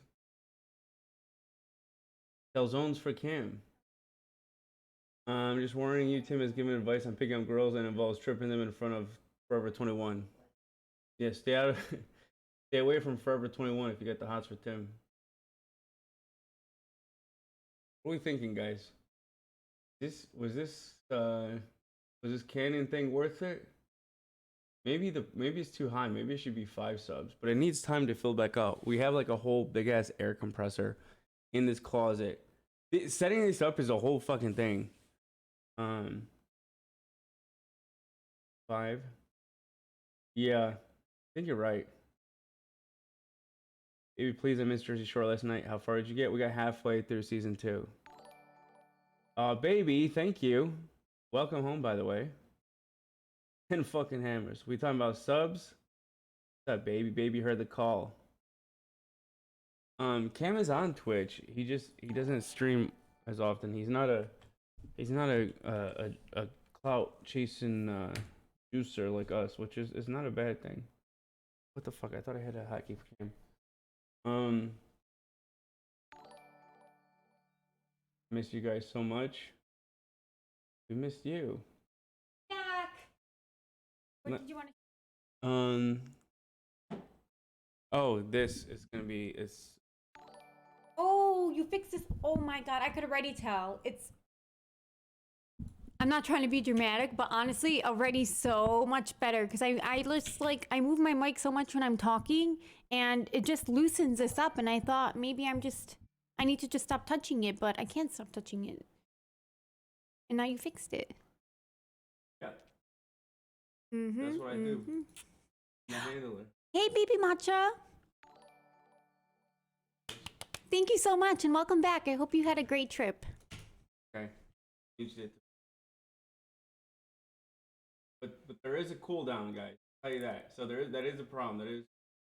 There's a cooldown. So one gives 5 subs after another. Second spray all and let's wait a few seconds. Hey guys, are you done making BTS videos? No, we're still making them. It's just every time the audience talks shit, I push them back a couple of weeks. No, I'm kidding. There just hasn't been a lot. We're putting out more shows now, so they're not as consistent. Now it's just like if something's going on, then I make them. But I'm making one right now, and it's tough for me because it's I'm trying to include as many fans as I can because we met a lot of fans in Florida, and I know because I was a fan that to be featured on the pod, even if it is like in a behind the scenes just for a second, is really cool. So I'm trying to include everyone that we saw there. The MJ hit piece edit a week. Oh yeah. Ride or Die, thank you so much for the gifted. Okay, Lena, ladies and gentlemen, it's been fun. Fucking Americans.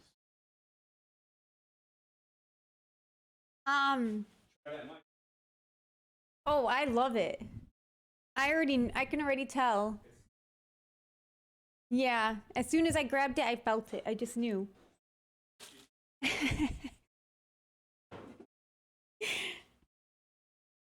Many YouTubers are spreading your BTS videos now, and it's so good. Like the ones you make. Oh my god, that's awesome. Oh, IRL Capybara meet and greet stream. When AB? Avery said IRL Capybara meet and greet stream. Capybara? Oh, okay. I don't know what that is either, Avery. Sorry, I thought it was something you guys were talking about, so. So happy to have found you both. Keep up the great work, guys. Thank you so much. Seaside, first time chatter. Lots of first time chatters today. And yes, like almost 500 viewers in here right now. I just want to say thank you guys so much. You have no idea what your support means, and the fact that you choose to be here right now, hanging out when there's so many other creators you could be watching. Thank you. Just thank you. I love you guys too. Let's do this.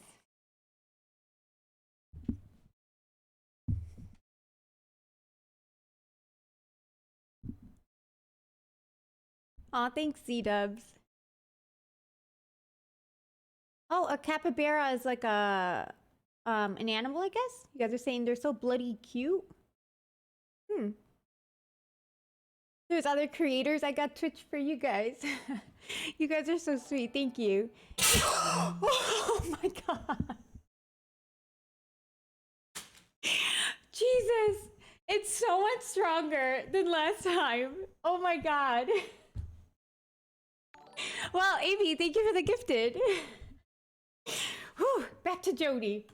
You'll notice that when Detective Flores returns, this device will be switched off, therefore reinforcing the idea that he is the friend who can be trusted. Today's date is July 16th, and my name is Detective Rachel Blaney, and I'm here with Jodi Arias. Is that how you say your last name? Arias. Okay, I'm sorry. This is just formality, and this is, you know, if I have to... Yeah, a lot of you are saying that's going to be so scary when playing scary video games. For sure. Write up a report of what we talked about. I feel like it's scary just all the time. Just having it there is so scary. Anytime it goes up, it freaks me out. But at least I know word for definitely word, with scary video games no too. Mistakes. Okay. The reason that I wanted to talk with you this morning, there's a couple of reasons actually. Let me say this: it's obvious to me that, you know, you're not our typical suspect. You know, you come from a good home, a good family. Your parents obviously care about you. That was evident, you know, when they talked to him yesterday. And you're a bright girl. Probably more intelligent than you were letting on yesterday. And there's no question in my mind or any of the other investigators' mind that you were the person that took Travis's life. Big bad boogier. But what I need to know, or what I'd like to know, and Monty, thank you for the sub, to do is determine whether, you know, you're a cold-blooded, cold-hearted murderer who slaughtered this guy, or are you somebody that got caught up in circumstances and things got out of control? Okay, Ash Me Anything said, Lena, how do you professionally say my boss wants you to put a finger in his butt live? It's interesting. It's definitely interesting because I've been making some inquiries around, and yeah, my job is very fun, you guys. And I don't know how else to say it. This hits the news. And it will. It'll go to the media. Do you want to be portrayed as that cold-blooded, cold-hearted murderer? Because the media loves that. I'm trying to help you out. I'm trying to give you a chance to make things right. You know, show the families that you do have some remorse. But when you continue to deny when it's obvious that that's not the case, you appear to be the cold-blooded killer. And things are going to start moving real fast here for you. This is kind of a pause, you know, before things, you know, start getting heavy. This is your opportunity to help yourself out. We don't need you to tell us anything. I'm doing this for you. It's a matter of, do you want to take control of your situation and paint the picture of who you are? Because you're the only one that knows that. Hero Worm said, at least it's LA. There's worse requests, I'm sure. Oh, for sure. But yeah, that's why I love LA. Like, you can, whatever you're looking for, you'll find it. The professional ruthlessness of this investigator is quite astonishing. The demeaning and sarcastic tone she manages to superimpose over straight facts is gripping to witness. Time he said this investigator has a nice voice. I've been sitting here trying to assess, like, is this investigator going to be any better than the last one? I thought this one was supposed to be like a little more harsh, so that when the initial one comes back in, like, she'll be more comfortable with him. You know, was it a matter of, like I said, this guy, Travis, building some sort of what you thought was some sort of relationship? You know, were you hoping for marriage? Yeah, a lot of you are saying that must be an interesting combo with healthcare physicians. Oh, it's really not weird at all, because I just say it's for men's health awareness. We're just trying to, just, you know, for that cause, which is true, which is why we're doing it. So, is this something that you were hoping for? Was not weird at all. Was he leading you down that path? You know, did he take advantage of you? Were there promises made that were broken? Did he betray your trust in some way? I don't know. Only you know that. This is not going to go away anytime soon for you, Jodi. You know, you're a young woman, just starting your life. You had a lot. Yeah, I agree. This investigator seems too nice still. A lot going for you. You should be fighting for yourself. Sad like that for real. Where's the bullying? And you let this eat at you, and it's going to destroy you or change you in a way that you wouldn't want. Jodi manages to veer off on trivial aspects of her and Travis's relationship that paint her in a positive light. Officer Blaney makes it very clear that she has far less patience than Officer Flores. With what appears to be a so she's supposed to be the more patient one. Okay. very sympathetic tone, she will snap the suspect's focus back to the element of the murder. As much as I love Travis, I just have always, there's something inside that says he's not the guy you're going to marry.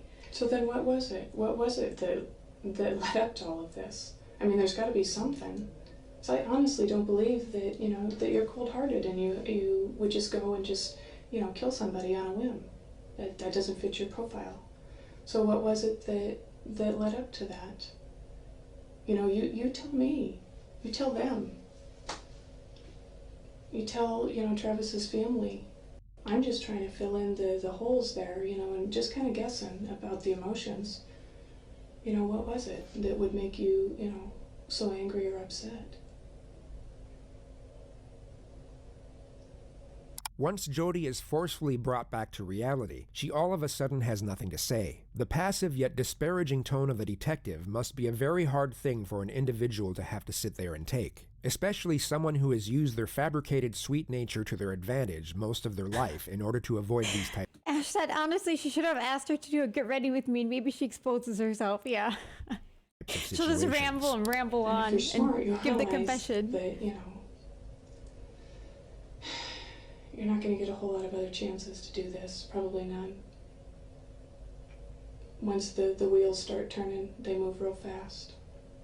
And you will be out of control then. You know, I'm a spiritual person myself, and I don't think that I would want that, you know, inside of me. I wouldn't want all of the ugliness of the lies inside of me. Take a minute just to think about what I said. Oh God, now what?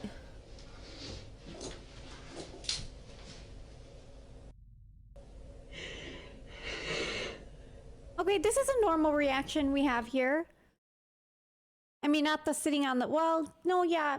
This seems okay. I mean, normal. Jodi is clearly exhausted and terrified. She, at this moment, was being observed by both Detective Blaney and Detective Flores in another room. And they even contemplated having Detective Flores enter at this moment. They ultimately decided against it, however. Yeah, so finally, real human behavior. Now she's scared, and it's just like, she's acting normal. Detective Blaney re-enters the room to maximize this state of dejection. The pressure will Yeah, well, to be fair, maybe normal in comparison to everything else. That's true, Sarah. now be increased to a considerable degree.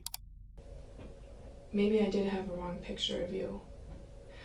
You know, all of this time that you and I have been talking, and I got information from your other interview, you are talking about insignificant things at this point. You're talking about money, you're talking about material things, you're talking about everything but... I'm just talking about things that affect the people I care about. You're talking about everything but how bad you feel about Travis. You only respond to my questions. If I murdered Travis, I would Travis. be very remorseful. I think that I've gotten the wrong picture of you. I think that, you know, maybe I was wrong. Maybe you are that cold-blooded person that they're trying to portray. And, you know, I'm just really confused. At this point, you know, maybe you're right. Maybe there isn't anything. I just can't believe she's even still trying with the evidence they have on her. To help yourself. You know, maybe I was wrong. Maybe you're not as intelligent as I thought you were. Maybe I was wrong. I don't know what else to do for you here, Jodi. I'm kind of at the end of my rope. You're not going to get a whole lot of people that are trying to help you out along the way beyond this point. And what I'm hearing is somebody who doesn't give a rip about what happened. I'm hearing somebody that's worried about money, your appearance, everything about you. Narcissist. I don't hear anything about Travis unless you're specifically asked. How do you think that looks? Listen, I don't care so much. No, about you listen. You are not grasping the reality here, Jodi. You are No, Sarah, no confession yet. acting like the person that I portrayed, the ugly, cold-blooded murderer. Every time Jodi breaks down, the detective immediately focuses on Travis's family. She makes it abundantly clear that she has absolutely no sympathy for the suspect despite her best efforts. I know Travis's family is struggling with why, and that would be the one thing that would give them closure. They may never like you, but I think that they would be appreciative of why their son's life was taken. I know if it was my child, that's what I would want. And I know that you're not a mother. But like whenever they try to evoke like some sentiment or just evoke emotion in the suspect, I feel like based on how they are, is that tactic really gonna work? I mean, I guess it's worth trying anyways, but someone like this, it doesn't seem like they have any emotion, like someone who's capable of doing that to another person. She was able to murder this guy, but she's gonna feel sad for his family after. But all women have those mothering instincts within them. And I think that you can understand that, what I'm saying. Was I off base, Jodi?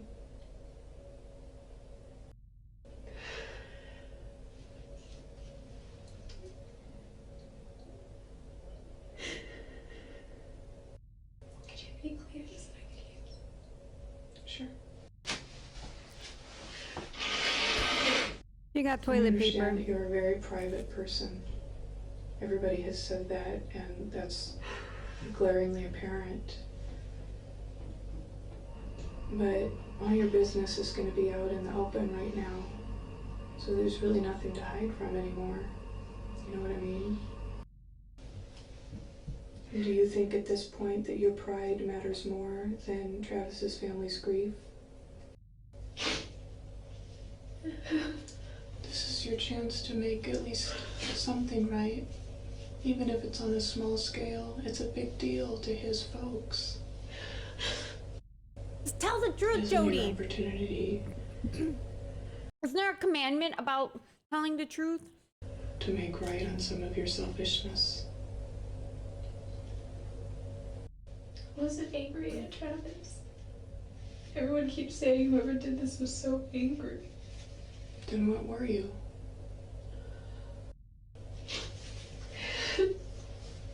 Were you jealous?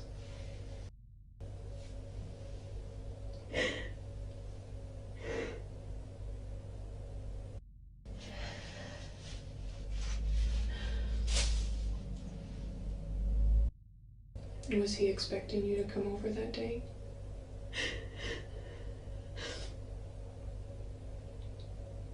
He wanted me to. I told him I wasn't going to. So was it a surprise that you actually showed up?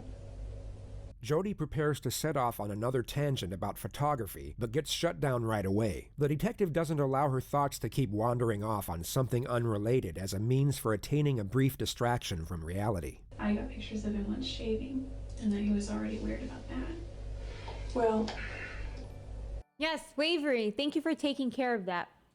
Jodi, For taking out the trash. when you say things like that, it's obvious to me that you don't want to do the right thing for the family. You don't want to unburden yourself. You don't want to give them closure. I don't know what they were saying, but but I trust you. And you're jerking my chain. And I don't appreciate my chain being The interrogator is saying that you're jerking my chain and I don't appreciate that. jerked. And I don't appreciate my chain being jerked. I'm tired of playing games. I'm tired of skirting around it. I thought that it would be easier for you to talk to a woman, to say what you need to say to a woman. Sometimes it is. Don't But be unless jerking you're that willing to chain, give me Jodi. something, then I can't do anything for you. After today, things are going to go so fast for you. You're going to be totally out of control of the situation. The wheels of justice will start turning. I understand that you're afraid. Ooh, this one, she's a and poetic that one. You're horrified about that person within you that could do something like that. But it happened, and it's a done deal, and you did. At least you can do is tell the family how it happened so they can understand why. I mean, do you think you're going to get this opportunity again? To sit down and just have a free-form discussion? There's not going to be any situation or place that's going to make it any easier for you. This is as good as it gets for you right now. Would you rather talk to him? If you do, you know, that's fine, and I'm sure that he'd be willing to talk with you again. Or would you rather continue talking with me? It's up to you. I don't really have a preference, I guess. I don't know what it is that's going on inside your head right now. I don't know whether you're weighing the odds, you know, trying to figure out how you can save your own. Oh my god, you're right. Where is the narrator? He hasn't popped up in a while. He's being quiet now. I feel like he's building something good. When he comes back, it's gonna be an entrance. Here. Don't you think that it's going to make just a little bit of difference inside yourself? As far as that closure goes, if you know that the family at least has something. And if you're not going to do that today with me right now, I'm just going to send you back across the street. Because we've been in here for a while. And I don't have, you know, the entire day. I guess my patience are running a little thin. And if you think you're feeling grief over this whole incident, think about Oh, plot twist. The narrator is the next interviewer. how they feel for once. Think That would about be a great somebody plot else. twist. And if you want to talk to Detective Flores as opposed to me, you know, you can do that. Like I said, I thought it would be easier for you to talk to a woman. I kind of do want to talk to him because he has been in contact with with Travis's family a lot. I Okay. don't know if that would make any difference, but Oh my god, do you think she'd actually do that? Does she have the nerve to talk to this man's family right now? Talks to him on a regular basis. Yeah, and I'm sure that, you know, he has somewhat of a relationship with them. So I'll go see if he's... Yeah, I'm not trying to stall or anything. Sorry guys, sorry. Leo said the narrator is speechless. Go to the bathroom again. Can we go? Yeah. Well, great Rachel called me and told me that you wanted to talk to me. Are you doing okay? It doesn't matter how I'm doing. It does to me. Thank you, but it doesn't matter. What matters is how his family is doing. I told you yesterday I've been doing this for a long time, and you're absolutely right. You know, the person's family who was hurt, they're obviously hurting. But there's a second family that hurts as well. And in this case, it's your family. The objective of good cop, bad cop seems to have worked. A higher level of trust and rapport seems to now be established. Jodi pours out her emotion as the detective... So yeah, wait a second. The last detective that was in there, she was supposed to be like the harsher one and more aggressive and more scolding. It didn't really seem that way. Offers a sympathetic and understanding tone. But then something very interesting happens. Once she composes herself, she for some But I mean, I guess it worked. According to the narrator who came back in. reason requests to see the photos of Travis. Not before, but after he was murdered. Many could think she is attempting to gain some sort of depraved satisfaction from seeing them. Yet going off how the rest of this interrogation plays out, it's more likely that she is trying to gather information, or at least confirm something in the photographs, before she amends her new narrative. This is more of a selfish reason. I think it might give me some sense of closure. I know it's kind of morbid. I don't even think I really deserve closure. What is it you want to know about the photos? Do you want to see the room? Do you want to see the bathroom, or do you want to see him, or is it the photos before it happened that you want to see? I think she just wants to see everything, so she knows like how to build her story. Photos of after everything.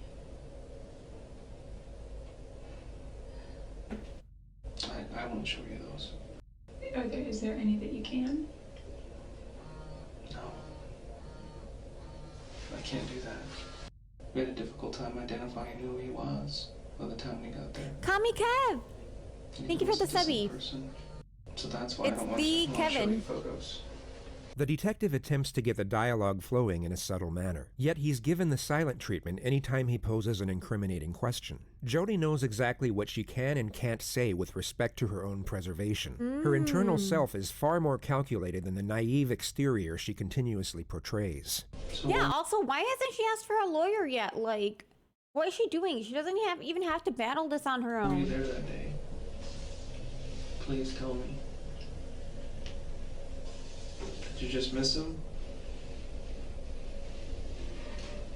Should I be looking for somebody else?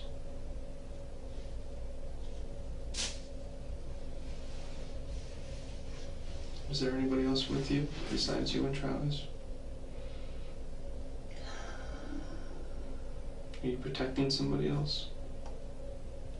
The detective allows for extended periods of silence. Only Jodi will know for sure what she was thinking, yet one could safely assume she is desperately constructing her new narrative during these moments. Trying to just figure it out. I'm just trying to think. What happened to me today and from here on out? If I just told you every single detail that I know, and I gave you a confession. Nothing else changes. It just speeds up the process.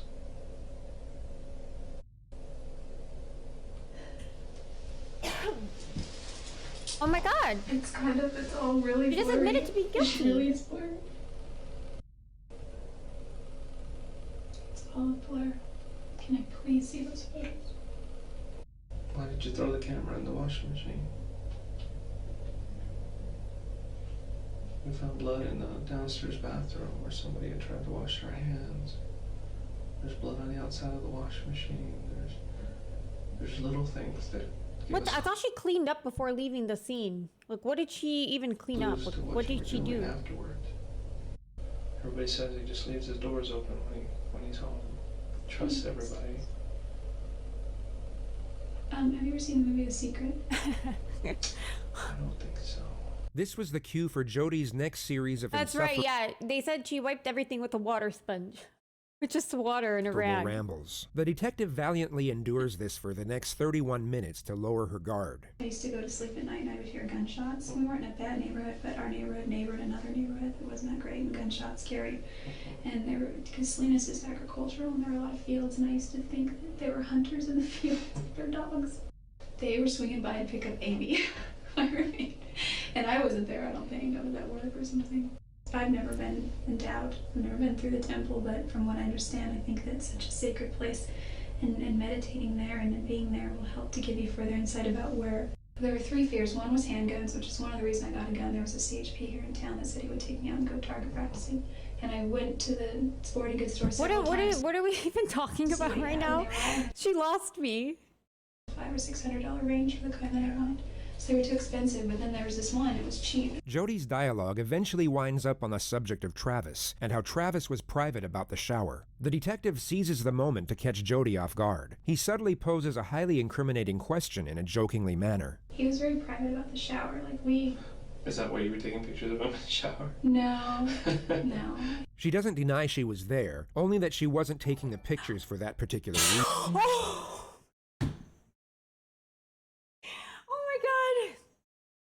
Bobby B, thank you so much for the gifted. I'm good, I literally jumped up that time. She doesn't refute what is essentially an accusation, only a part of the context. I've never, physically been out of my seat like that. Within it. This seems to be the moment where Jodi realizes the holes in her story are beyond repair. She has to admit she was at least at the scene of the crime, and will now start to scramble her thoughts to garner the most self-preserving storyline. Trying to get back at him. No,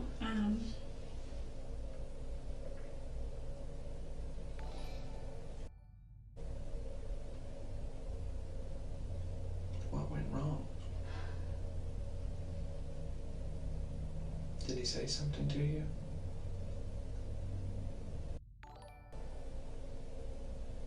What did you do?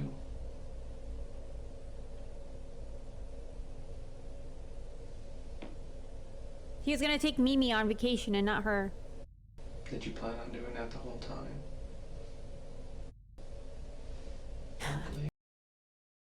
I love Lena's multitasking face. Am I making a face for it?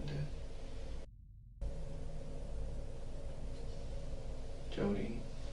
Jodi? Please. I can't. Why not? I swear, this detective, he just wants to go home at this point. He's not even trying that many techniques. He's letting her ramble, and then, Jodi, come on, just speed up the process. I know for sure you were there. I know for sure you hurt Travis. Did someone catch you there? Someone not expecting you to be there?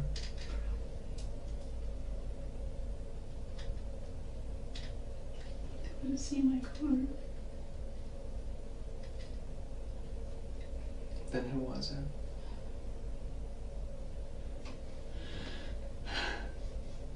I don't know.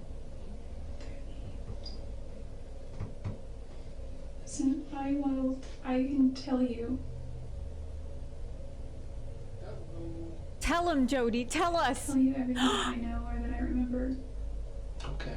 With no attorney. This is so crazy. What do you remember? Is there any way I can see those pictures? No, not right now. Can I see them soon? I will. You need to start letting me know what happened. Okay. You're telling me that some other people were there. He was kneeling down in the shower. Okay, so now she's no longer denying being there that night and being with him in the shower. I don't remember him. If this is his shower and the sink is over here, I was right here taking pictures. And I don't really know what happened after that exactly, except I think he was shot. Where were you? If this is his shower, I'm just sitting here. I was if this is his shower, I'm sitting here. I was right here on my knees, and his bathtub is right here, and I was taking him here, and I was just going through the pictures, and I heard this loud ring.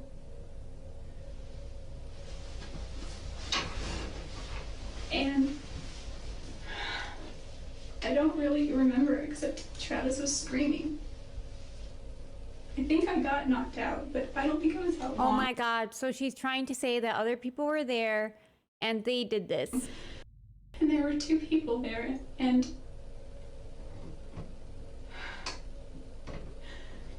What'd you say?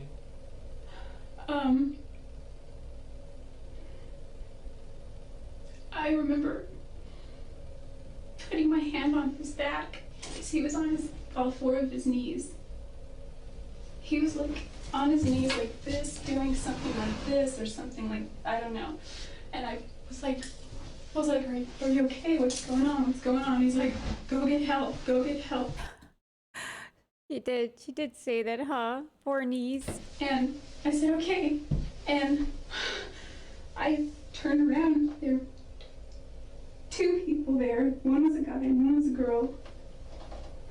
I couldn't tell that at first, but I could just see one was a girl. And I assumed the other was a guy because their build and then their voices. Travis was screaming the whole time.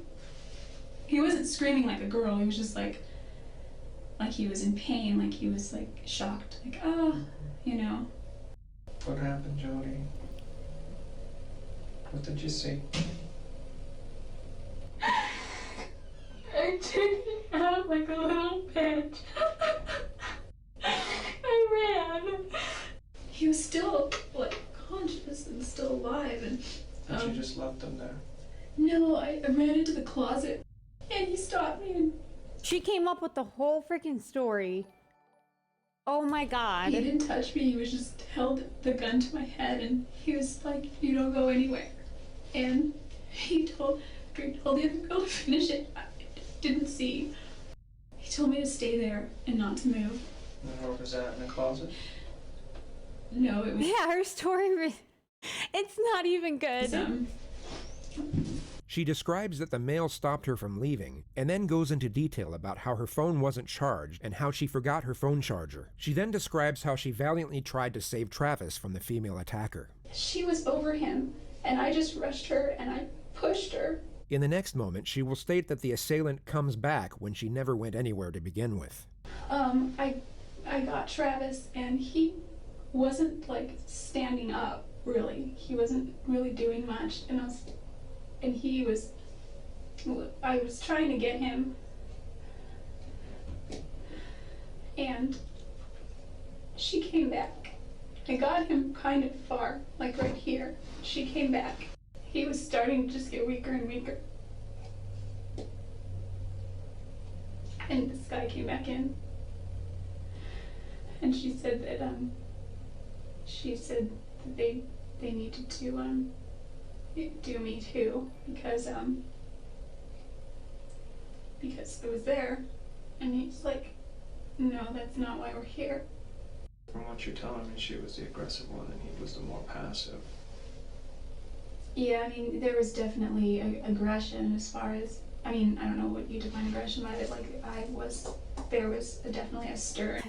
Yeah, this part makes even less sense. So it seemed like they knew him, obviously.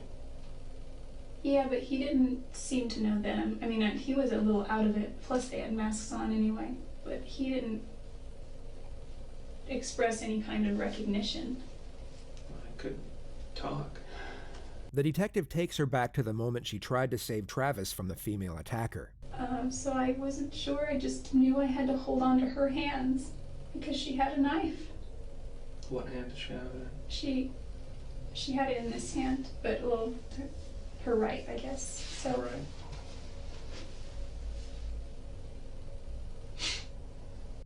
I just said, come on, come on. You know, he was naked, but I didn't care. Just come on. And he's like, I can't. I said, come on. He's like, I can't feel my legs. Jodi had obviously seen a lot of bad movies. Bear in mind, this conversation she had with Travis was supposedly happening as she was simultaneously fighting off a knife-wielding attacker. She glosses over the struggle, and she somehow ends up outside the bathroom. The 2 assailants are now inside the bathroom, arguing with each other about Jodi's fate. She hasn't stated whether Travis is alive or dead at this point. It wasn't like super yelling. It was kind of like hushed, but intense. Like, you need to da-da-da. Shut up. It's not over here. Things like that. The male assailant then takes Jodi's registration out of her wallet and looks at her address. He said, if you ever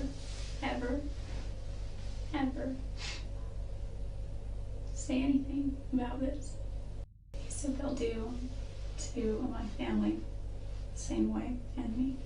And I didn't care so much about me at that point. He said, you need to leave, and don't you call anybody, and don't you say anything. He's all, I'm giving you one chance. And she said she's gonna rat us off, she's gonna say something, and he was like, shut up. He's like, you get one chance. Jodi then leaves in her car. She of course doesn't mention the fact that she then left Travis a voicemail to give herself an alibi for not being there. I was really scared. I was really freaked out of my mind. Okay. I don't believe you. Also, that's true. For someone who's acting so emotionally distressed, she really does like to hone in on the specifics.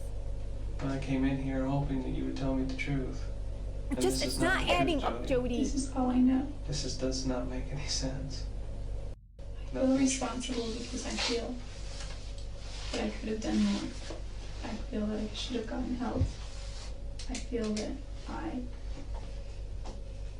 should have been stronger. You feel responsible because you did this. I did not. Jodi, kill you Travis. did. You did. And there's nothing you can say that'll change my mind at this point.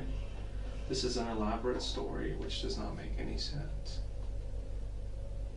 I've done this for a long time. And this is the most far-fetched story I've ever heard. And it's not going to help you. Is that how you want to leave this? I just don't want my family to get hurt. There is a reason why you did this, and you just refused to tell me why. Maybe because you are cold and calculated. There's no reason. So they've been interrogating her for 5 hours at this point. At least they made some progress. Honestly, I didn't think they'd get anywhere with her. Would come in and do this to him. There's no motive whatsoever. We haven't found any. What is my motive? Jealousy, anger, fear, if you're being alone, angry at him for not keeping you in his life. I don't know. That's why I'm trying to figure it out. There are so many motives with you.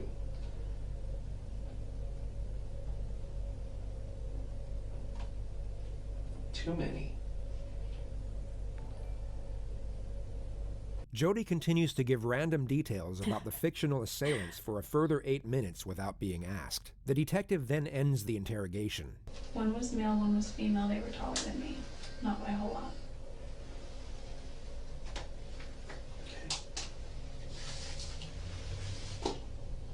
Are you ready to go back? Yeah, I guess I'd still like to say something to his family, but I don't think I have anything that could bring them comfort. Okay. Yeah, you think? Maybe I could write them a letter. Even as the detective is leaving the room, Jodi attempts to add further credibility to the new narrative and gives more details of the two attackers. I can give you the So best many description. inconsistencies that I don't even want to deal with right now. Okay, I just don't want my family to get hurt. Okay. They won't get hurt. You're hurting them right now by not telling me the truth. That's what you're doing. Okay?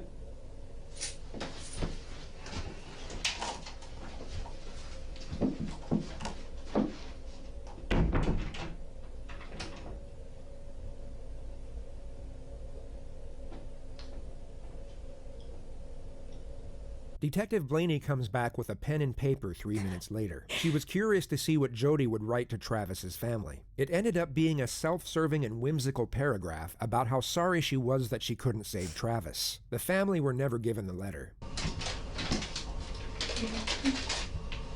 Jodi completely dissects and carefully examines the ham and cheese sandwich before she eats any of it, and as you've probably guessed by now, continues to behave in a rather unusual manner.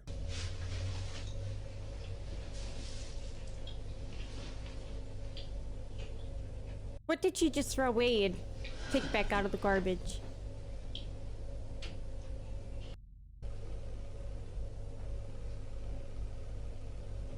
Stand up for me.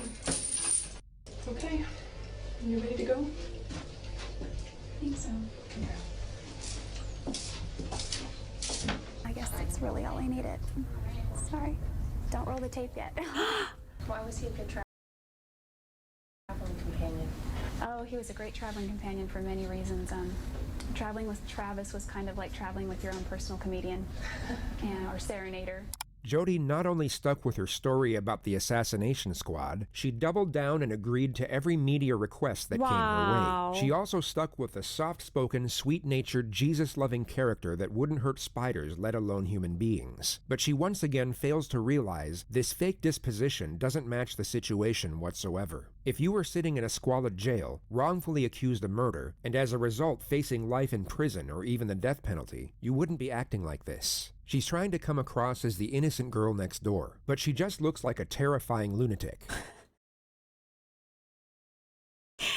Oh, I love that. To know that he was stabbed some 27 times and shot once in the left cheek, who could have done this to him? I don't know. Who do you think killed him? I have no idea. Jodi, you're pretty calm sitting here. How are you managing to stay so calm? Through my faith and through the knowledge of my own innocence. That's the only thing. I would be shaking in my boots right now if I had to answer to God for such a heinous crime. Jodi Arias killed Travis Alexander. There is no question about it. This is Jodi's defense team, and what you just saw was the very beginning of their opening statement on the first... What? Okay, so let me guess. They're gonna twist the story. So her opening statement is that she killed Travis, and now how are they gonna twist it? They're gonna say like she was forced to do it. She was threatened. They'd get her family. Day of her trial. The date is January 2nd, 2013. Exactly 4 years, 6 months, and 2 days after Travis was murdered. The million-dollar question is what would have forced her to do it. They must have figured the assassination story wouldn't go down well with a jury, especially when confronted with the many steps Jodi took to get away with the murder. So the narrative has now changed for a third time, and the defense have to come up with a plausible explanation for Jodi's trail of deception. The hole she had dug herself into was exceptionally deep, and her attorneys are now crafting the rope to pull her out. Jodi did not always tell the truth about what happened that night. She was scared. Scared about what had happened and scared about what she had done. She had absolutely no experience. Don't let Jodi come up with the story this time, please. Yeah, right? With police interrogation before. You don't say. And so when they talked to her, she wasn't always truthful.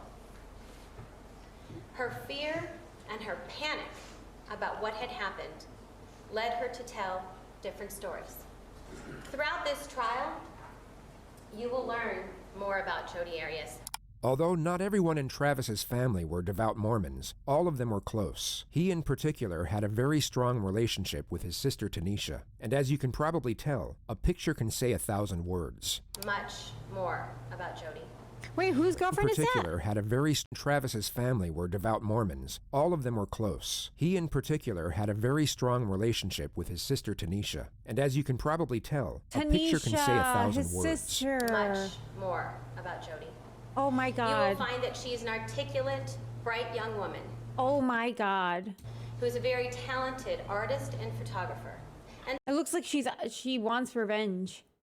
But seriously, that is so sad. So what would have forced her to have to take Travis's life on that awful day?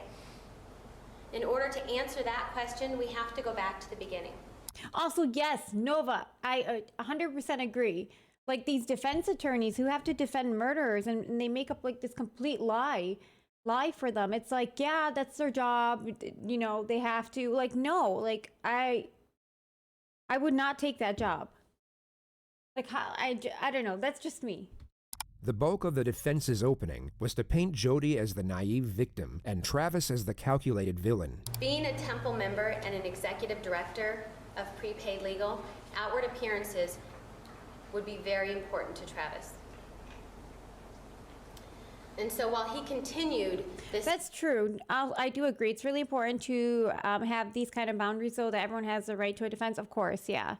But it's just like with all the evidence, and it's like, are they really gonna try to make up this twisted story for her? Facade of being a good and virginal Mormon man, he was inwardly dealing with his own sexual issues. And in Jodi, he found somebody who was easily manipulated and controlled. Someone who would provide him with that secretive sexual relationship that he needed. They also mention that Travis was violent with Jodi on several occasions, that he would fly into these sudden rages for almost no reason, and that Jodi was terrified of him. They end their statement with Jodi's latest account of how Travis was killed, which is now a case of justifiable self-defense. The attorney gets to the moment Jodi was taking pictures of Travis in the shower. Jodi accidentally drops Travis's camera. And as that camera was falling, that was enough for Travis, because he lunged at Jodi in anger, knocking her to the ground in the bathroom where there was a struggle. Jodi's life was in danger. In just a minute from this picture, we go to the next picture, where it's Travis's body. He's clearly injured already, in a minute. Now that very brief moment of time, a minute, is not the result of premeditation. Oh my God, his family is so sad. In that 1 minute, had Jodi not been forced to defend herself, none of us would be here. In that 1 minute, had Jodi not chosen to defend herself, she would not be here. This is not a case of whodunit. The person who done it, the person who committed this killing, sits in court today. It's the defendant, Jodi and Arias.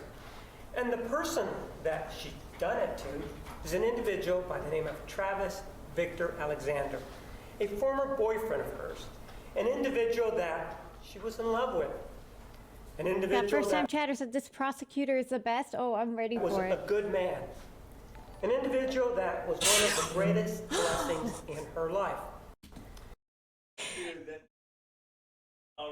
I know, it really does. King Kong, thank you so much for the gifted. And this love, well, she rewarded. Is it too loud for our neighbors, you think? Right. It's still no complaints to this day. That love for Travis Victor Alexander by sticking a knife in his chest. And you know, he was a good man according to her. And with regard to being a good man, well, she slit his throat as a reward for being a good man. And in terms of these blessings, well, she knocked the blessings out of him by putting a bullet in his head. She took the knife and began to stab him when he was in that defenseless sitting position. This is very important to take note of. The prosecution just referred to this, the last photograph of Travis alive. Their argument is that Jodi either asked him to sit down or at least waited for him to sit down before she began her attack. She knew Travis had to be in a disadvantaged position before she commenced her assault, and the prosecution's argument is that it was at this moment when Travis received a stab wound to the heart. He would have then began to rapidly lose consciousness from that point forward. He attempted to protect himself and escape, but he was soon overwhelmed by his attacker due to the rapid blood loss. The pool of blood outside his bathroom reinforces the argument that his throat was cut after the stabbings, and a coroner's report, which will be revealed in more detail later on, concludes that's true. She can't even, like, how is she gonna go with this story? Like, it was such a gruesome killing and such a heated personal killing. How many times they said? Like 27 times he was stabbed and his throat cut. Travis was in all likelihood shot in the head last. Jodi's version, on the other hand, has to be that Travis was shot first. The reason for this will also be explained later on. And began and stuck the knife in his chest. He struggled. He grabbed the knife. And when he grabbed the knife, of course that resulted in more blood. I pushed the girl who was there, and I was able to get the better of her, and I was about to run out, get out and go get some help. Except that I was then confronted by the guy. This guy started looking through my purse. And lo and behold, in my purse, believe it or not, I happen to have my car registration that shows my address, because that's what I carry around. So they knew they, being this guy, knew exactly where I lived. And he said to me, well, if you tell what happened here, the same thing's going to happen to your family. There's a different story now. Now, it's not that she wasn't there. Ah. Now, it's not that it's two people with whatever variations. Well, true, Josh. Like, it must be exhausting to stab them. I mean, like, that's a lot of work. May have provided to these national shows. Now, she admits it. It was her. She's the person who actually did this. And even though she says that, she still has a view as to the evidence. And this is exhibit number 248. No jury is going to convict me Why not? because I'm innocent, and you can mark my words on that one. No jury will convict me.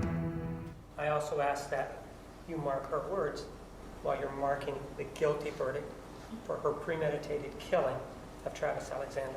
Jodi spent 18 days on the Oh. stand. When she knew what questions were coming, and when completely uncontested, she was very much in her element. She was able to respond to the questions instinctively, and her dialogue came out in a confident and natural manner. You could tell she had each and every one of her responses planned to a T, and had considerable faith that her manipulative prowess would ultimately save her. I don't know why, but they were Spider-Man, and At this point in the trial, the defense had already detailed how Travis was physically abusive, sexually overbearing, and a deep-seated pedophile. Jodi stated that she caught him on his computer looking at images of children. Oh my god. Oh my god. Now, like, okay, she killed him, and now she's trying to tarnish his reputation too. And that Travis had even asked her to wear Spider-Man underwear during sex. The next segment is Jodi's supposed theory as to why Travis had such a request. I do know, however, that the year prior, there's a child he was close with that really liked Spider-Man. Oh my I don't know if God. that had anything to do with it. Oh my god, but she's awful. He was very much into Spider-Man. His family's like, what the This hell? is the reason why she never left Travis after finding out about his pedophilic urges. I was under the impression that when he was able to sleep with a woman as opposed to fantasizing about a child, he felt like more normal as a man. So also I had seen prior to this incident many beautiful qualities about him and good qualities about him and things that were attractive about him. And I believed that this incident was a negative part of himself that he didn't want to foster or that he was fighting or struggling against, and that he ultimately wanted to eradicate. So just to clarify what she actually said, her understanding and support of nature was the reason she stayed in a relationship with an unashamed pedophile. She kept it a complete secret, hoping he would change, all the while he was being physically and emotionally abusive on a regular basis. She's tearing down his character, but trying to do so in a subtle manner. She gives off the impression that she's holding back on his detraction to preserve some of his reputation, when she's actually trying to destroy it as much as she possibly can. This is Jodi's version of events that led up to the killing in her own words. It's important to note that when you rehearse something in your head repeatedly, it can be as though it actually happened. And as we know, Jodi had nothing but time on her hands for the last 4.5 years. The clip will begin at the moment she dropped Travis's camera. It slipped. Oh my god, yes. Also, that is the same disgusting tactic that Casey Anthony used when she tried to accuse her own dad of molesting her. I mean, even so, you know, even if that was true, it doesn't give her the right to kill her own daughter. But like, after like her dad was so concerned and so loving throughout the whole process, and the reason she even got to that why she was the way she was, like all her lies, and she just got lost in her lies and thought that she can get away with whatever she wants, is because her parents were just too nice to her. It was kind of like, the best I could describe it, like when you go to catch a football but it bounces and you kind of fumble it a little, because it didn't slip and just drop. It slipped and I tried to catch it and it kind of bounced a little and then fell on the ground and bounced and rolled onto the tile. It fell first on the mat, then it rolled right onto the tile. The mat isn't very big, it's just kind of right outside the shower. At that point, he got very angry and he stepped out of the shower. He lifted me up from the crouch position with enough force that my feet came off the ground momentarily, and he body slammed me on the tile. At that point, I rolled. Oh my god. And I ran down the hallway. I ran into the closet. I slammed the door. I start running. If you are looking at the diagram, it would be on the left side of the seat. I began running that way with my initial intent to probably run out this door. I instead went for the gun. According to Jodi, a gun was hidden above the shelves in Travis's closet. She had discovered it a month earlier while cleaning. I grabbed the gun. Right about then, Travis was opening the door. I grabbed it. I ran out into the bathroom. He ran, I believe, straight toward the door as well.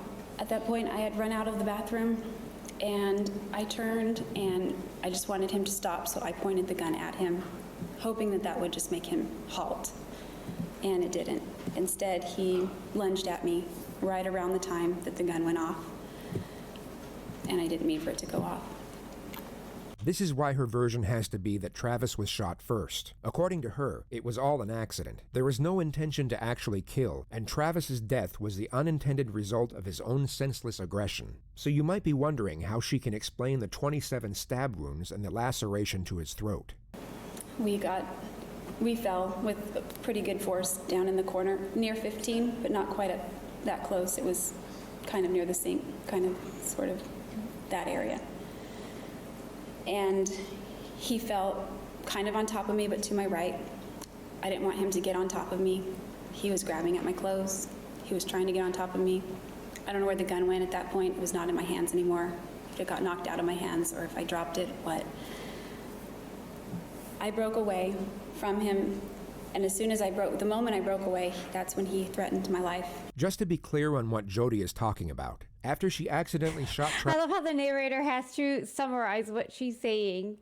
Travis in the head, he wrestled her to the floor, Otherwise she'll but just she keep then rambling. managed to break away, at which point he screamed the words, "I'll fucking kill you, bitch." I'd have no clear memories after that, at all. Things began to get really foggy after the gun went off.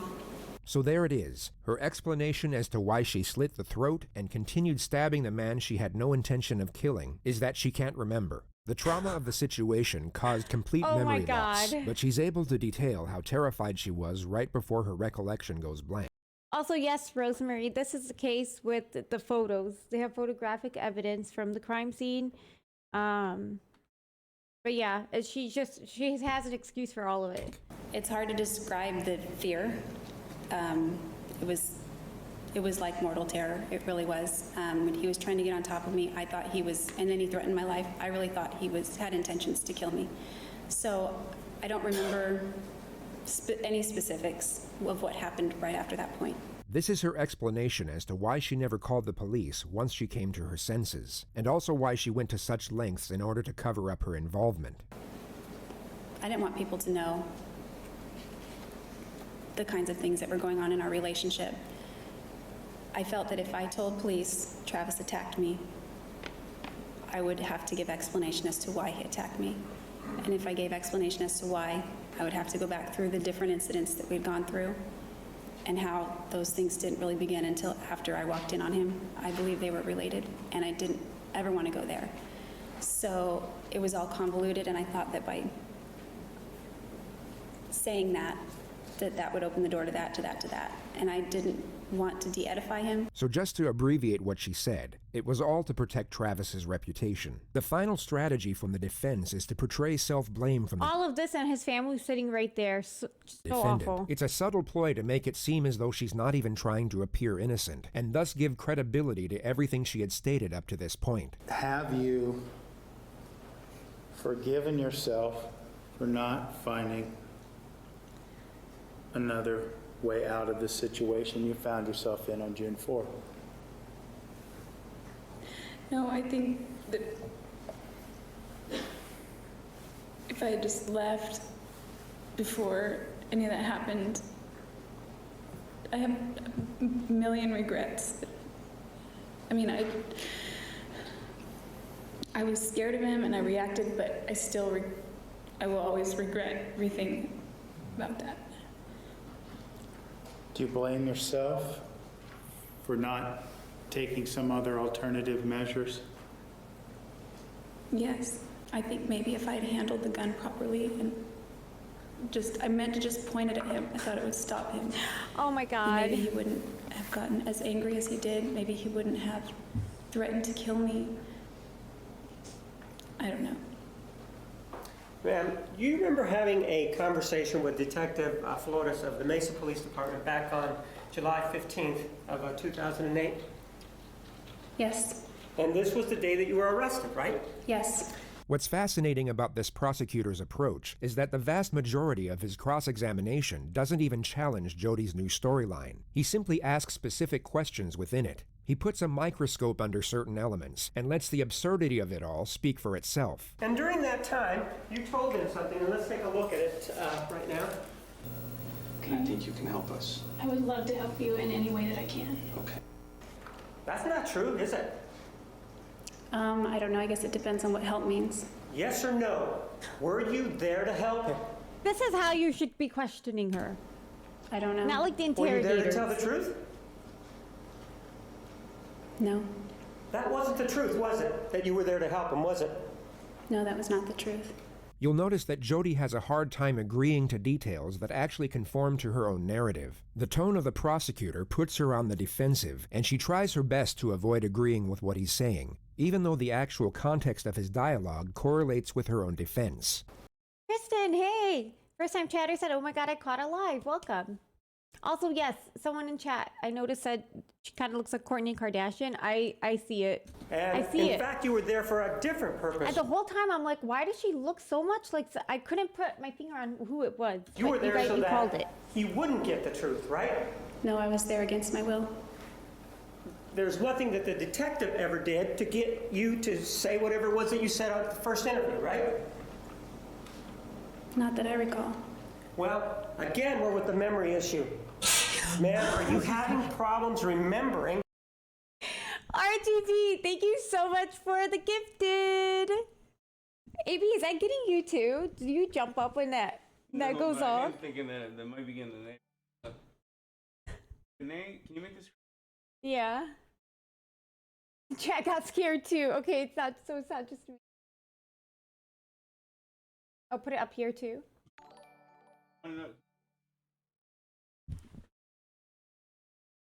Yeah. Oh my god.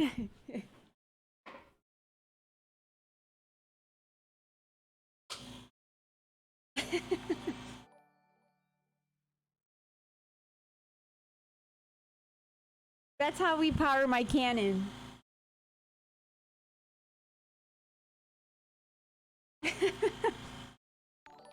We're refilling the air now.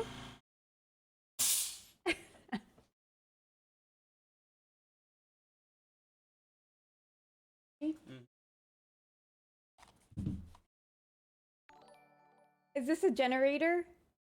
Inside a closed room? No, it's an air compressor. I have an air compressor in my closet. Now what? It seems like some of you are saying that might be dangerous or it's all tucked into the clothes. So there's actually boxes too that you can get for air compressors, like to completely seal them in. So it's fine. We made sure of this stuff. We're experts. We are experts. Guy Painting said, AB, the film set master. Also, they said, love what you did to the door, AB. Light King. He's the best. He's so good with lights. What actually is the cannon? It like shoots out air, like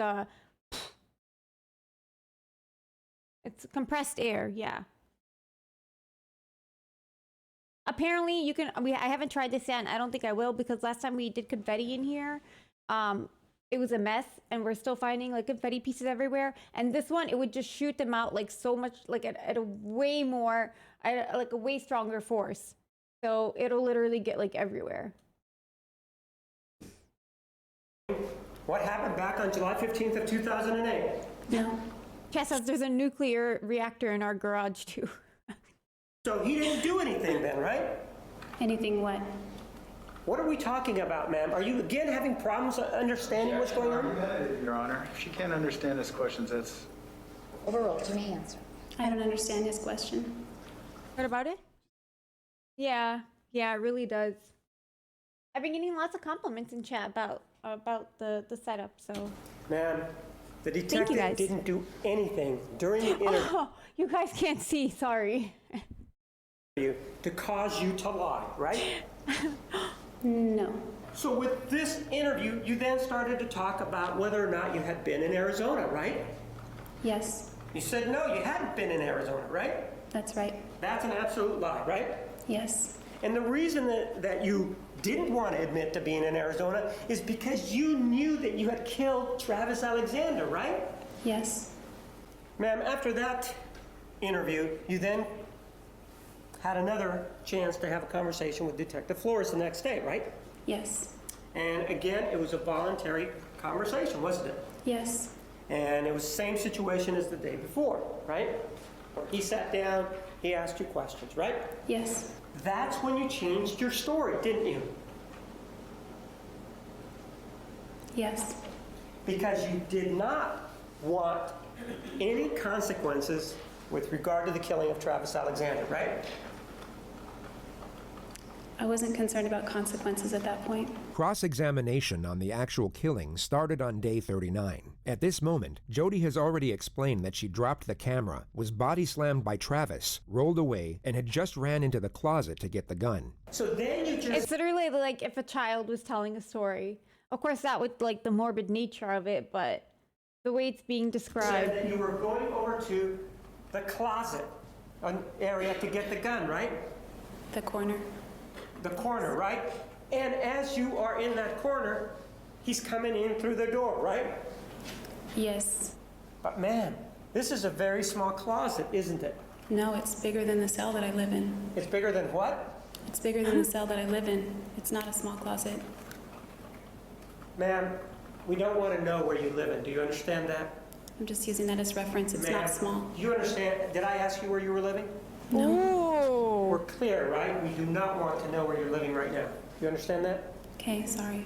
You run into the bathroom, don't you? Yes. You're in a hurry, right?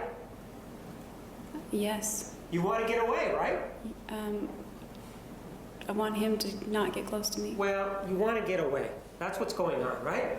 I want him to not get near me. That's what's going on. And so what you do then is, according to you, is you then go in here and then you pivot, right? Or turn around. Yes. What? Make this look more intimidating, more unique. Mm-hmm. What if we added a flux capacitor to it? That is cool. All right, as you were, guys. That's a good idea, EB. I'm full of them. The flux capacitor is fluxing. I can't believe like he really went off on her and it was amazing, but I'm surprised her attorneys didn't object. You have the gun. Which hand do you have the gun in? Both. So you have it out like this with both hands outstretched? Yes. Correct? Yes. And so you have the gun outstretched and he's still not there yet, right? He's still in the closet. He's coming out the door as I turn. So he's at the door now, right? And according to you, he is on you when you shoot him. Okay, so you guys are saying this was within the boundaries. The tone was super aggressive, but not his words, basically. But also, like, her reason for saying that, I felt like that was a good excuse, or like a good reason at least, for her to say, like, she's giving you like just as a visual reference as to the size of the closet, which they were talking about. Right. But then again, we also don't know how small her cell is, so whatever. I'm on his side. Not quite on me. I think the gun went off and then he impacted me right shortly after that.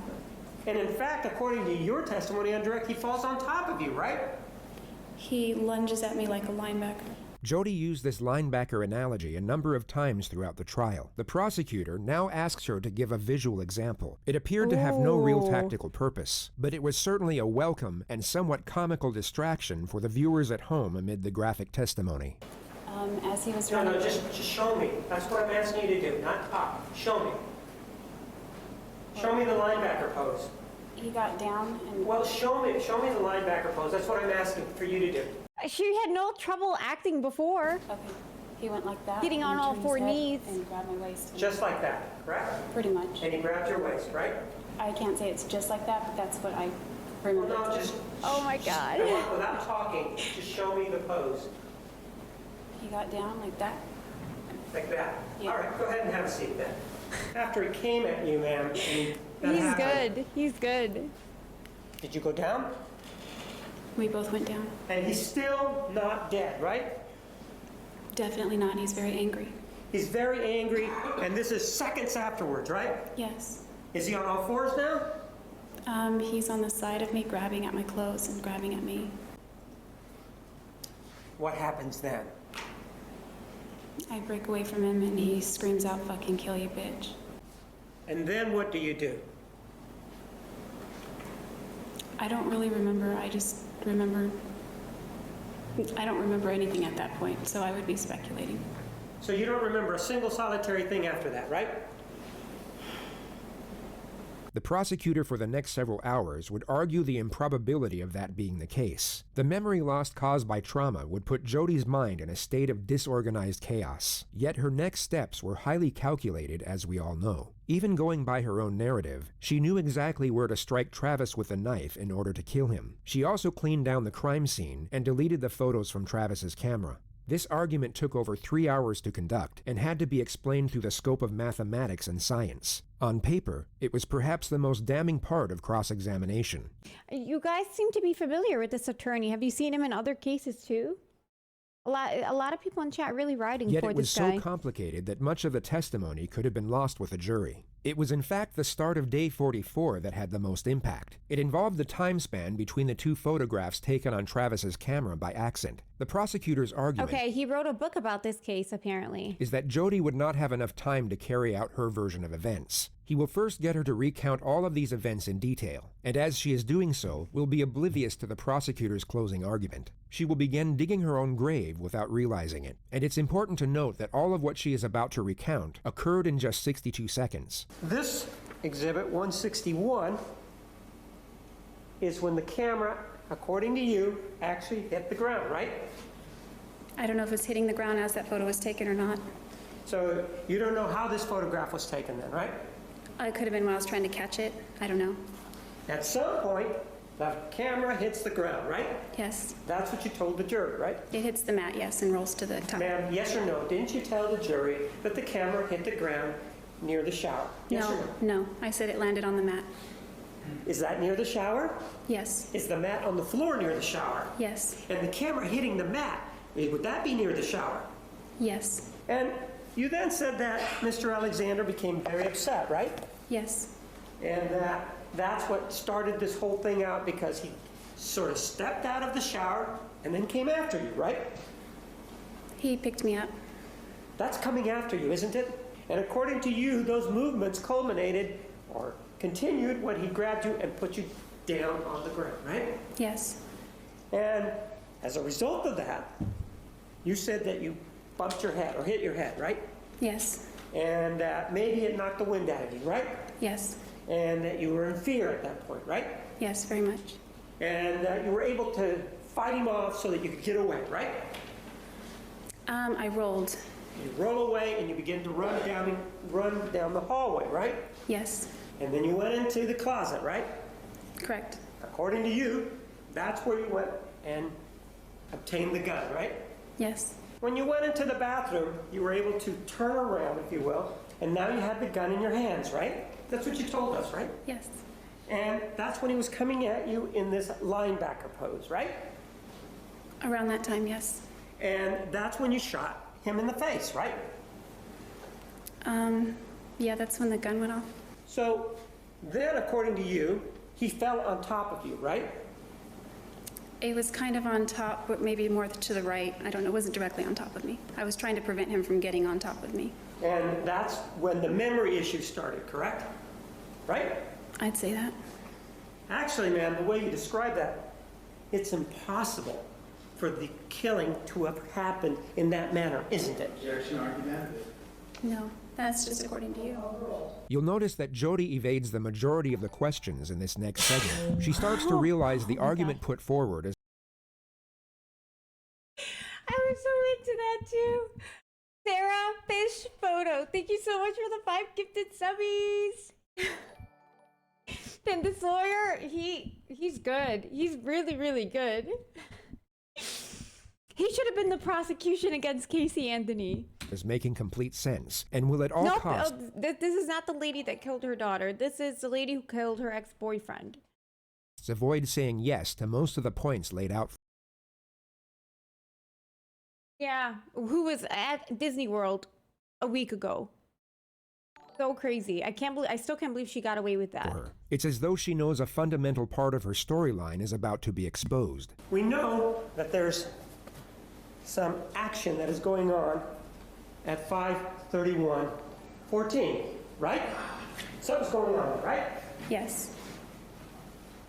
We also know that Exhibit 162 is 5:32:16, which is a minute. Oh my God, the photos. It's so crazy. Like, imagine his family in court and they're looking at this right now. And 2 seconds later, correct? Correct. Yeah, so it seems a lot of you don't know. She was photographed at Disney not long ago. Like, it was on the news everywhere. So disturbing. So you've now shot him. You've told us that the fog is rolling in and that you have no memory. You still don't know where the knife is, do you? I don't remember a lot from that. She's out. No, Zara, she never got convicted of it. Isn't that so sad? She literally got away with it. That period. It could be. Right, but you told us before that period even that you didn't know where the knife was. Do you remember just telling me that? Today, as I sit here, I don't remember where the knife was. On June 4th, I might have remembered where it was. Do you remember in cross-examination that I asked you if you knew where the knife was on June 4th, and you said, no, I don't remember where the knife was. And so as you shot Mr. Alexander, you, by necessity, then have to go look for the knife, don't you? I don't know the answer to that. Well, you didn't have the knife in your hand when you shot him. Did you? Sustained. Did you have the knife in your hand when you shot him? It's the same question. Overruled. No, overruled. So, that means that if you didn't have the knife in your hand, you needed to go get it from somewhere, right? I guess. I don't know. No. There's no guessing here now. If you didn't have it in your hand and you just shot him and you're rolled away, right? Objection, argumentative. Sustained. You do then agree that if you didn't know where the knife was, and Mr. Alexander didn't have it, it would take time for you to go find that knife, wouldn't it? Objection, argumentative. Overruled. I don't know. I don't know where the knife was. Right. Since you didn't know where the knife was, it would take time to go find it, irrespective of where it was, wouldn't it? Wouldn't it, Jodi? I guess under that theory. Sure, under that theory. It would take time, right? Yeah, I guess. And what you're telling us, under your scenario, is that in 62 seconds, you get body slammed, you do whatever you do, but you get away, you run down the hallway. She's so mad. You go in mad. the closet, you grab a gun, you back up, you shoot Mr. Alexander, he goes down, he's still pawing at you and saying, fucking kill you, bitch. And then, after you're able to get away, you go get the knife, and he ends up at the end of the hallway, all in 62 seconds. That's what you're telling us? No, that's not what I'm saying. And he didn't say fucking kill you, bitch, till I got away. And pardon? He didn't say fucking kill you, bitch, until after I got away. You said he said it before I broke away, but he said it right as I broke away. She just created a non-argument for the purpose of deflecting from the primary contention. Whether or not Travis said those words before or after she broke away has no bearing whatsoever on the prosecutor's assertion, which he now reiterates. And then you had to go get the knife for everything to occur so that we got here. I don't know what's all the particulars of what's going on in that picture, so I can't even say if that's true or not. You might be thinking Jodi has an argument here, that perhaps Travis was only shot and not stabbed. This would have given reason for the blood, and contend that Jodi wouldn't have had to go looking for the knife. But the medical examiner found little to no bleeding at the site of the bullet track. The probable reason for this is that Travis was already dead. But there are also medical phenomena that could still prove Jodi's narrative to be true. What she can't prove, however, is that this blood came from the gunshot. You say that he gets shot, right? That's correct. Goes down, and you describe for us that he's pawing at you, and then you're able to sort of stand up, fucking kill you, bitch, and then the fog rolls in, right? No, then I have no memory. The fog was already there. The fog was already there. And did you or did you not have the knife with you? I did not. And you obtained it at some other point when you can't tell us, right? It would appear that way, yes. You say it would appear that way. Let's be clear, there wasn't anybody else there, right? That's correct. And you did stand up at some point. You remember telling us that, right? I believe I did. And when you stood up, he was still on the ground, right? I don't recall looking back.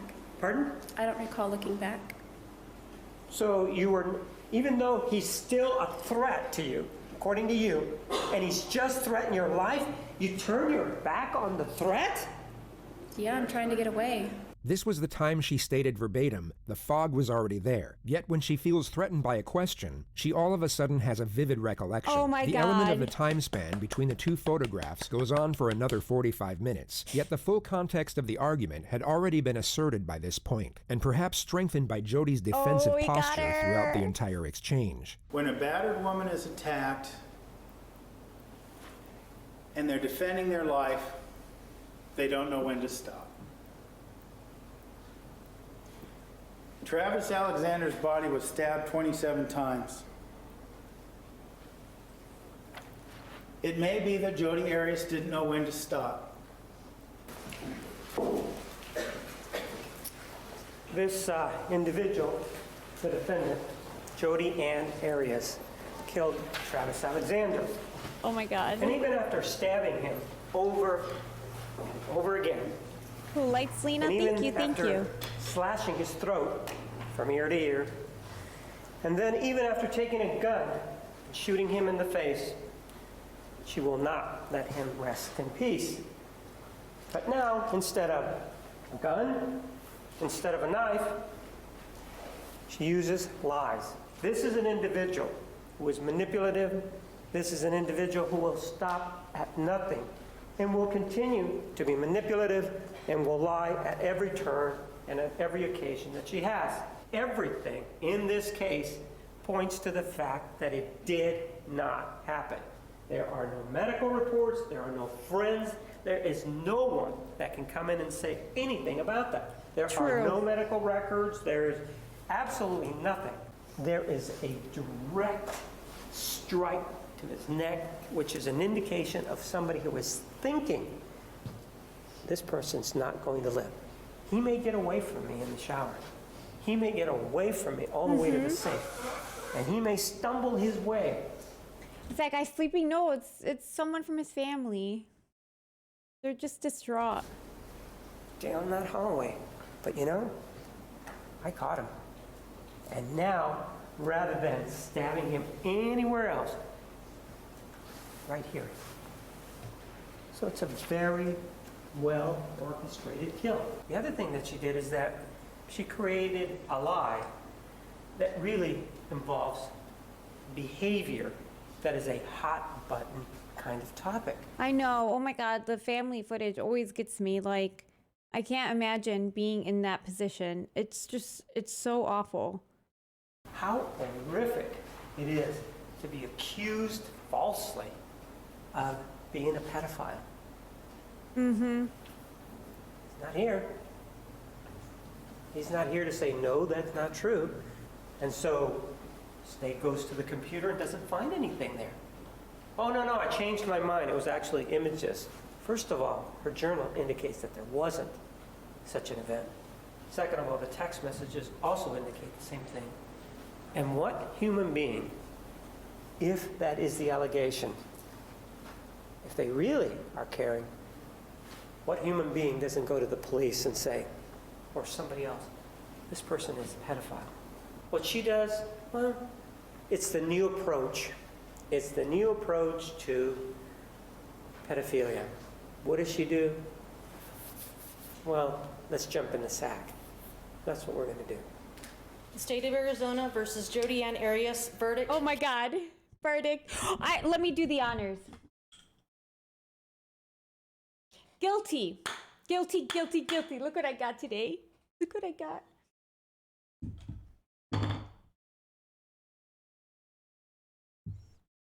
Let's do it like this.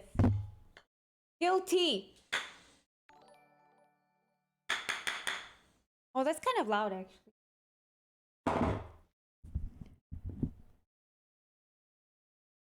That felt good. Okay, let's hear it. Count 1. We, the jury, duly impaneled and sworn, in the above entitled action, upon our oaths, do find the defendant as to count 1, first-degree murder, guilty. 5 jurors find premeditated. I love to see justice. I love it. 0 find felony murder. 7 find both premeditated and felony. 8 minutes later, she's doing a news interview. A couple of minutes ago, you heard the verdict from the jury. What are your thoughts? I think I just went blank. Just, I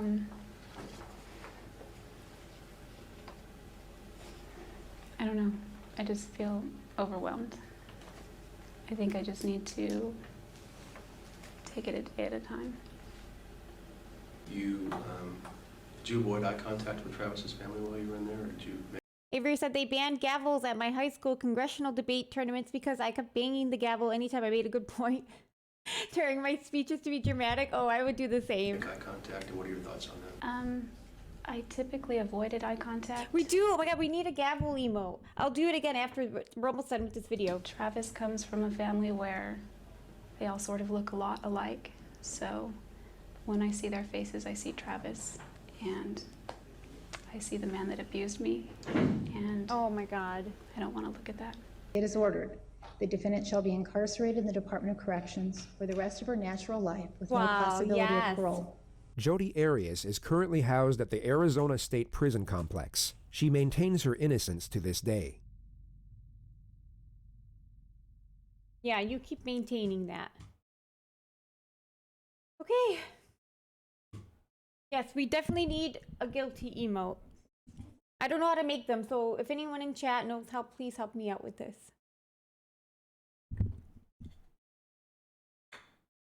I don't even know how. I don't know, what do I do? AB, what do you think I should do? I'm trying to make an emote with this. Just like this, is it clear enough? That's a good idea, actually.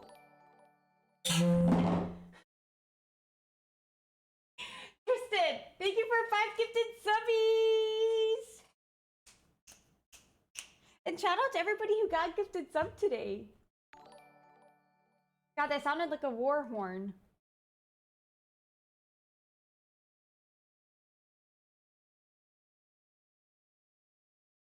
Oh, that's okay, Avery. I'll try to make it off stream. Then move the mic and make the lighting regular. Yeah, that's what I was thinking. It's maybe not bright enough, but I'll just try to do it off stream. I think I can get a better quality that way. Lena, you need some custom Teddy Fresh judge's robe to wear during True Crime Tuesdays. Imagine me requesting that from Teddy Fresh. Okay.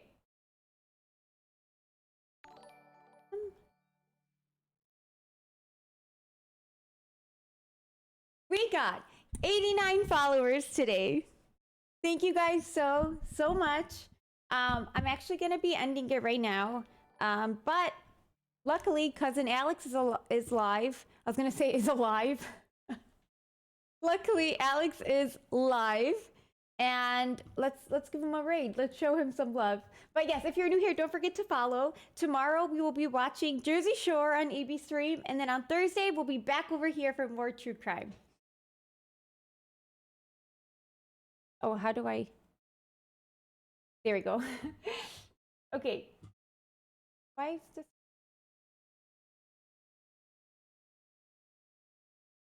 Great. Okay, let's do it, guys.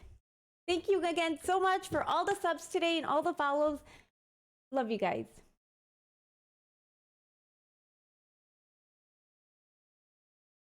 Okay, let's rate Alex.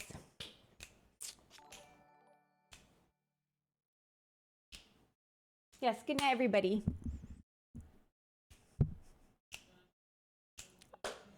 See you all tomorrow.